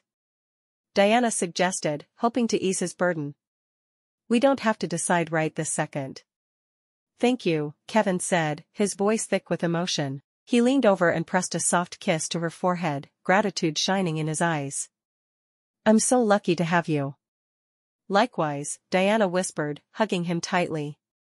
Morning, Kevin greeted her as he stepped onto the porch, his own mug in hand. He eased into a chair beside her, his gaze following hers across the expanse of their world. Good morning, Diana replied softly. I've been thinking about our conversation last week, about your options. Me too, Kevin admitted, rubbing at the back of his neck. I've been considering what you said about moving to Aurora for medical school, then coming back here afterward. It'd be hard, being away from all this for so long, but I reckon it could work. Diana took a deep breath, letting the crisp air fill her lungs as she mentally prepared herself for the conversation ahead. We could buy a house there, something small and comfortable. Just for the 4 years while you're in school and doing your internship. Once it's over, we could move back here to Wyoming and start our new life together. Would you really be okay with leaving everything behind for 4 years? Kevin asked, his eyes searching hers for any hint of doubt or reluctance. Diana reached over and placed her hand on his, giving it a reassuring squeeze. If it means supporting your dreams and making a better life for us, then yes, I'm more than willing to do it. Thank you, Diana, Kevin said, his voice choked with emotion. I think I want to go to medical school. When I imagine my future, I see myself helping people, and I can't shake that feeling. But I also want to come back here afterward, start a ranch of our own, and be the doctor for the area. Then that's what we'll do, Diana affirmed with a smile, her heart swelling with pride for the man she loved. And I know it won't be easy, but we'll make it through together. Are you sure about this? It's a big change, and we'd be leaving Harry and Carrie and everything we know behind for a while, Kevin said, his eyes reflecting both hope and fear. Life is full of changes, Diana mused. We just have to embrace them and trust in God to carry us through. Besides, this place will always be here, waiting for us when we're ready to return. Kevin looked out over the ranch, his gaze lingering on the rolling hills and distant mountains that had become such an integral part of his life. With a sigh, he turned back to Diana, determination shining in his eyes. All right. Let's do it. We'll move to Aurora, and then we'll come back here and build a new life together. The sun dipped low in the sky, casting an orange glow over the ranch as laughter and music filled the air. Carrie had outdone herself, transforming her home into a lively venue for Kevin and Diana's going-away party. Can you believe it? Diana mused, her eyes scanning the crowd of familiar faces gathered around them. We're really leaving this place tomorrow. Change is inevitable, Kevin replied, wrapping an arm around her waist and pulling her closer.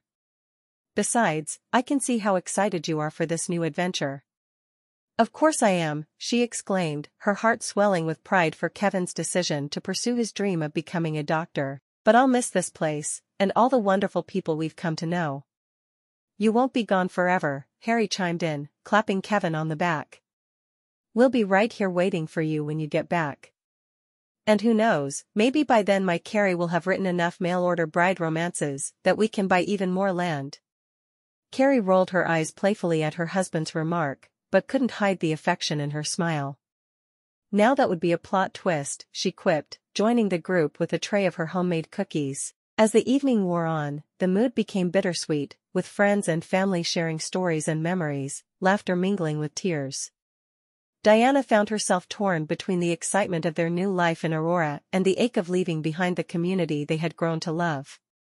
Diana, Kevin whispered in her ear as they swayed together during a slow dance, I promise we'll make the most of our time away, and when we return, we'll build an even better life here. Diana nodded, her eyes glistening with unshed tears. I know we will, she murmured, her thoughts drifting to the secret she had kept from him, the land she had already purchased for their future ranch, waiting patiently for their return. The night wore on, and eventually, it was time for goodbyes. As they hugged and kissed their friends, Diana felt a mixture of sadness, pride, and anticipation coursing through her veins. This was the first chapter of their new life together, and she couldn't wait to see where it would lead them. Goodbye, everyone. Kevin called out, his voice strong but tinged with emotion. We'll be back before you know it. Take care of each other, Carrie whispered to Diana as they embraced one last time. And remember, this isn't the end. It's just the beginning. Diana nodded, drawing strength from Carrie's words. With a final wave, she climbed into the wagon, most of their belongings set to be sent on after they left. Chapter 10. Diana's days were much lonelier when they arrived in Aurora, and she was thrilled to find a church there where she could spend time with other people. As soon as Kevin got home, he would eat whatever she'd fixed for supper, and then he'd go into the study they'd set up in one of the rooms of their small 3-bedroom house there in Colorado. Another late night, huh? Diana asked, concern furrowing her brow as she watched him sit at the desk, his eyes scanning the pages before him. Looks like it, Kevin replied, his eyes not leaving the textbook. I want to finish this chapter before I turn in. Diana knew how hard he was working and couldn't help but admire his dedication. This new life together came with its challenges, but she could see the determination in Kevin's eyes, fueled by a desire to make a difference in the world. "All right, I'll leave you to it," she said with a warm smile. "Just remember to get some sleep, okay?" "Promise," he murmured, his eyes already back on the pages before him. As Diana turned to head back into the bedroom, she felt a flutter in her heart, a feeling that had become all too familiar over the past months. She knew that Kevin's late night studying would pay off one day, and as she settled into bed, she couldn't help but think of the bright future they were building together. The snow fell gently outside the window, casting a serene glow on the world, while inside, Diana's heart weighed heavy with loneliness. The flickering flames in the fireplace provided a comforting warmth, but couldn't fill the void left by Kevin's absence. Maybe I shouldn't have pressed him so hard to pursue his dreams, she thought, folding her hands in her lap. Is it wrong for me to want more of his attention? "Diana, are you okay?" Kevin asked, looking up from his textbook, concern etched on his face. "Of course," she responded, forcing a smile and brushing away the stray tears that threatened to fall. "I'm just feeling a little emotional, that's all." "Let me put this away and keep you company," he offered, closing the book and standing up, but she quickly shook her head. "No, don't," she insisted. "You need to study, and I know how important this is for our future." "I'll be fine, really." "Are you sure?" Kevin questioned, his eyes searching hers for any sign of hesitation. "Absolutely." "Go on, get back to it." She mustered a reassuring grin, even as her heart ached for the simple closeness they had shared before his studies consumed his time. "All right, if you say so," he relented, returning to his desk. She watched him for a moment, wondering if they would ever find their way back to each other amidst the sea of medical jargon that now filled their days. A few days later, just before Christmas, Diana found herself in the office of a doctor there in Aurora. "I don't know what's wrong with me," she said. "I'm so tired all the time and I'm hungry. But I throw up anything I eat before noon. But I still eat because I'm so hungry. I don't even make sense to myself anymore." The doctor smiled. "And your cycles?" She frowned, her brows drawing together. "Well, I haven't had one since we've come to Aurora, but I thought it was just that our lives were upended." "Are your clothes getting tighter?" he asked. She nodded slowly. "I'm expecting." The doctor smiled and nodded. "I'll give you the name of a good midwife in town. Make sure you continue to eat well, and don't worry. Your baby is going to be fine." When she got home, she knew it was just after Kevin arrived home from school. As she walked in the door, she called his name. "Kevin," she called, her voice shaking with emotion. "Kevin, I need you." "Is everything okay?" he asked into the living room where she stood. She nodded. "I haven't been feeling well, so I went to see Dr. Ochoa. He was recommended by some friends from church. And, I'm pregnant." Kevin's eyes widened with excitement. "Really?" "Yes, we're going to have a baby," she confirmed, tears of joy streaming down her cheeks. "Wow, I can hardly believe it." He pulled her close, their hearts beating in sync as they shared the news that would forever change their lives. "I promise, I'll be there for you and our baby, no matter what. Just finish medical school before he or she is born. I'm going to need you close." He embraced her tenderly. "A baby. I guess I need to start reading up on obstetrics." She laughed. "We have a few months yet, the doctor thinks beginning of June. It seems like it's too soon and not soon enough."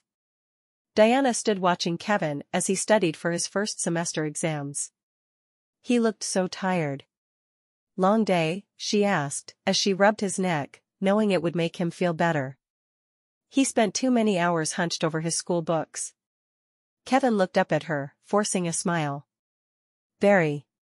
One more day of exams, and I have a few weeks off. Can I get you anything? Coffee, tea?" Diana offered, hoping to ease his burden in any way she could. "Tea would be great, thanks." He sighed, running a hand through his hair. "I just don't know if I can keep this up for another semester, Diana. It's so much harder than I thought it would be." "You're doing an amazing job," she reassured him, moving to the kitchen to prepare his drink. She glanced back at him, taking in his slouched shoulders and defeated expression. "You've come so far already, Kevin. And I believe in you." "Thanks," he murmured, his voice thick with emotion. As she brought him his tea, Diana felt a strong kick from the baby within her. The force of it startled her, causing her to pause and place a hand on her belly. "Wow," she breathed, looking down at the spot where she'd felt the movement. "Baby's getting stronger. I can't believe I was expecting for so long without realizing it." He smiled. "The human body is absolutely amazing. I can't wait to hold him in my arms." Diana corrected, smiling. "I'm having a girl." He smiled at her constant reminders of the baby being a girl. "I can't believe we're going to be parents soon." "Neither can I," she admitted, her heart swelling with love for the man standing beside her and the child growing within her.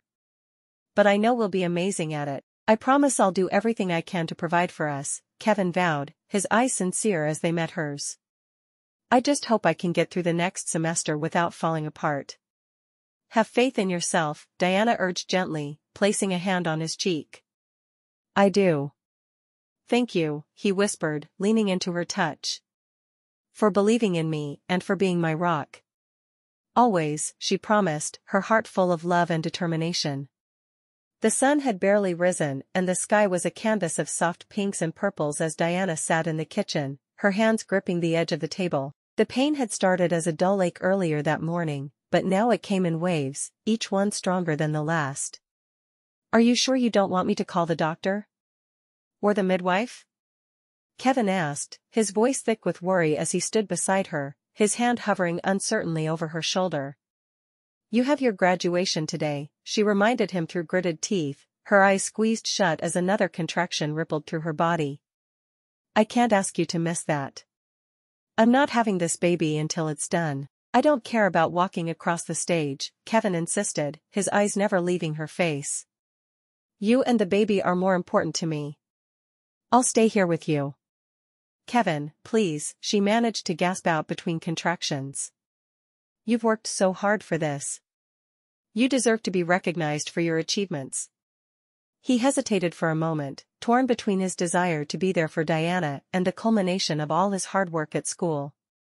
But as he looked into her eyes, filled with pain and determination, he knew there was only one choice he could make. "All right," he agreed, swallowing hard. "But as soon as I get back, I'm calling Dr. Thompson, all right? Promise me you'll hang in there until then." "Promise," she whispered, a small smile crossing her lips, despite the pain. The moment Kevin's name was called at his graduation, he sped home, diploma clutched tightly in his hand. Bursting through the front door, he found Diana on the floor of their bedroom, her breathing ragged and uneven. "I'm here," he said urgently, dropping to his knees beside her. "I'll help you through this."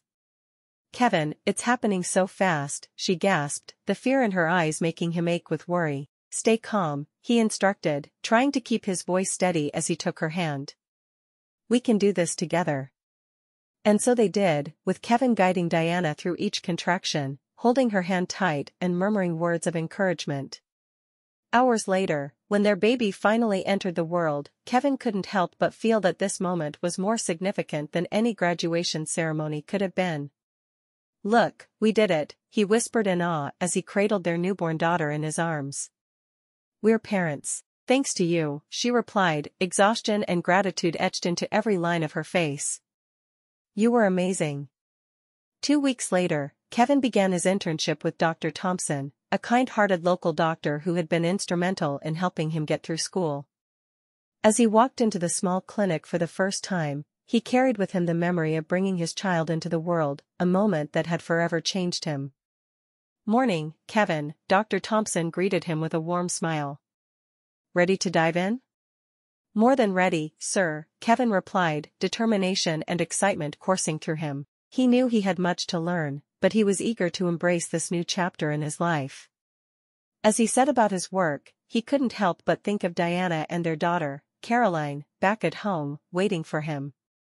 They were his motivation, his reason for pushing forward and becoming the man they both needed him to be. A month later, Diana sat in her rocking chair, nursing the baby and reading a letter from Carrie, whom she missed dearly.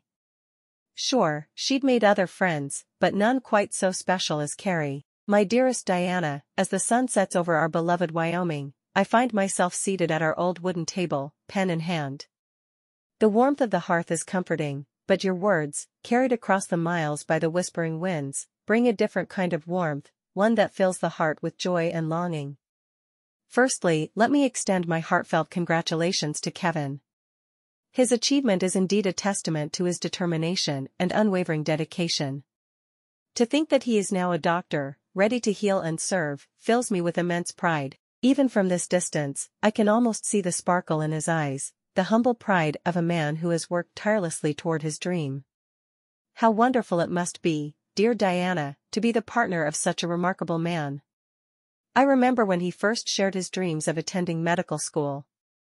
Today, those dreams are a reality, and I couldn't be happier for both of you. He will surely make a great difference in the lives of those he serves, just as he has in ours. Here in Wyoming, life carries on with its usual rhythm. The cattle are faring well, and the crops are promising a good yield. Harry sends his regards. He often speaks fondly of the times he spent working with Kevin. We both miss you dearly. But the news that has truly warmed my heart is the arrival of little Caroline. Oh, how I long to hold her in my arms, to see her tiny fingers curl around mine. I am certain she is as beautiful and radiant as her mother. Being a mother is a blessing, Diana, and I know you will embrace this new journey with all the love and grace that you possess. I cannot wait until our children can play together. My son, Albert, is looking forward to meeting his future wife, Caroline. He is doing well, and growing much too quickly for his mother's taste. As I conclude this letter, allow me to express my deepest joy and happiness for all the blessings that life has bestowed upon you. Kevin's accomplishment, the birth of your lovely daughter Caroline, the love and warmth that envelopes your home, these are treasures, Diana, to be cherished and celebrated. I eagerly await your letters, filled with tales of motherhood and the adventures of Dr. Kevin. Until then, know that you are in my thoughts and prayers. May the winds of Wyoming carry my love and best wishes to you and your beautiful family in Colorado. With all my heart, Carrie. 3 years later, Diana and Kevin took the train back to Wyoming with their 2 children, Caroline and Thomas. Kevin still didn't know about the land she'd purchased before leaving Wyoming, and she wanted it to be her graduation gift to Kevin. He was still adamant that he wanted to be a rancher as well as a doctor, and she'd commissioned a house to be built on the land, with an attached doctor's office. She'd leave the purchasing of his cattle to Kevin, but she'd made sure there was a bunkhouse, so the men who worked for them would have a place to lay their heads.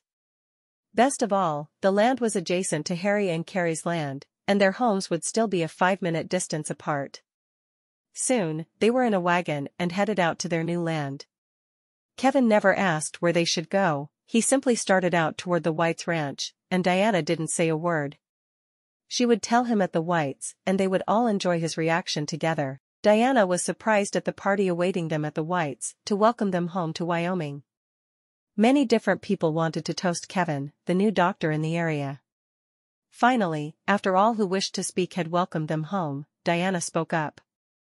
This will come as a surprise to some of you, but Kevin had a very hard time deciding if he wanted to be a rancher or a doctor, and we settled on both. He is now a doctor ready to put out his shingle, but I purchased the land for our ranch, and a house has been built on it as my graduation gift to him. She turned to her husband. Kevin, you amaze me a little more every day, and I'm so proud to call you my husband. Kevin stood slack-jawed for a moment before embracing her. I just hope it's close to here. Diana looked over at Carrie. Would you mind my children for a few minutes? At Carrie's nod, Diana took Kevin's hand, and led him from the house and toward their new home. It's a nice big house, and we'll fill it with our children, but I also had an office made for you attached to the house. I thought it would make things easier for you as you juggle being a doctor with ranching. As they walked through the house, he shook his head. Diana, I don't know what I've done to deserve you, but it must have been something tremendous. He went into the office before going to the house, thrilled that he could see the Whites' house from his office. This is perfect. You thought of everything. He pulled her to him and kissed her softly. I love you with everything inside of me.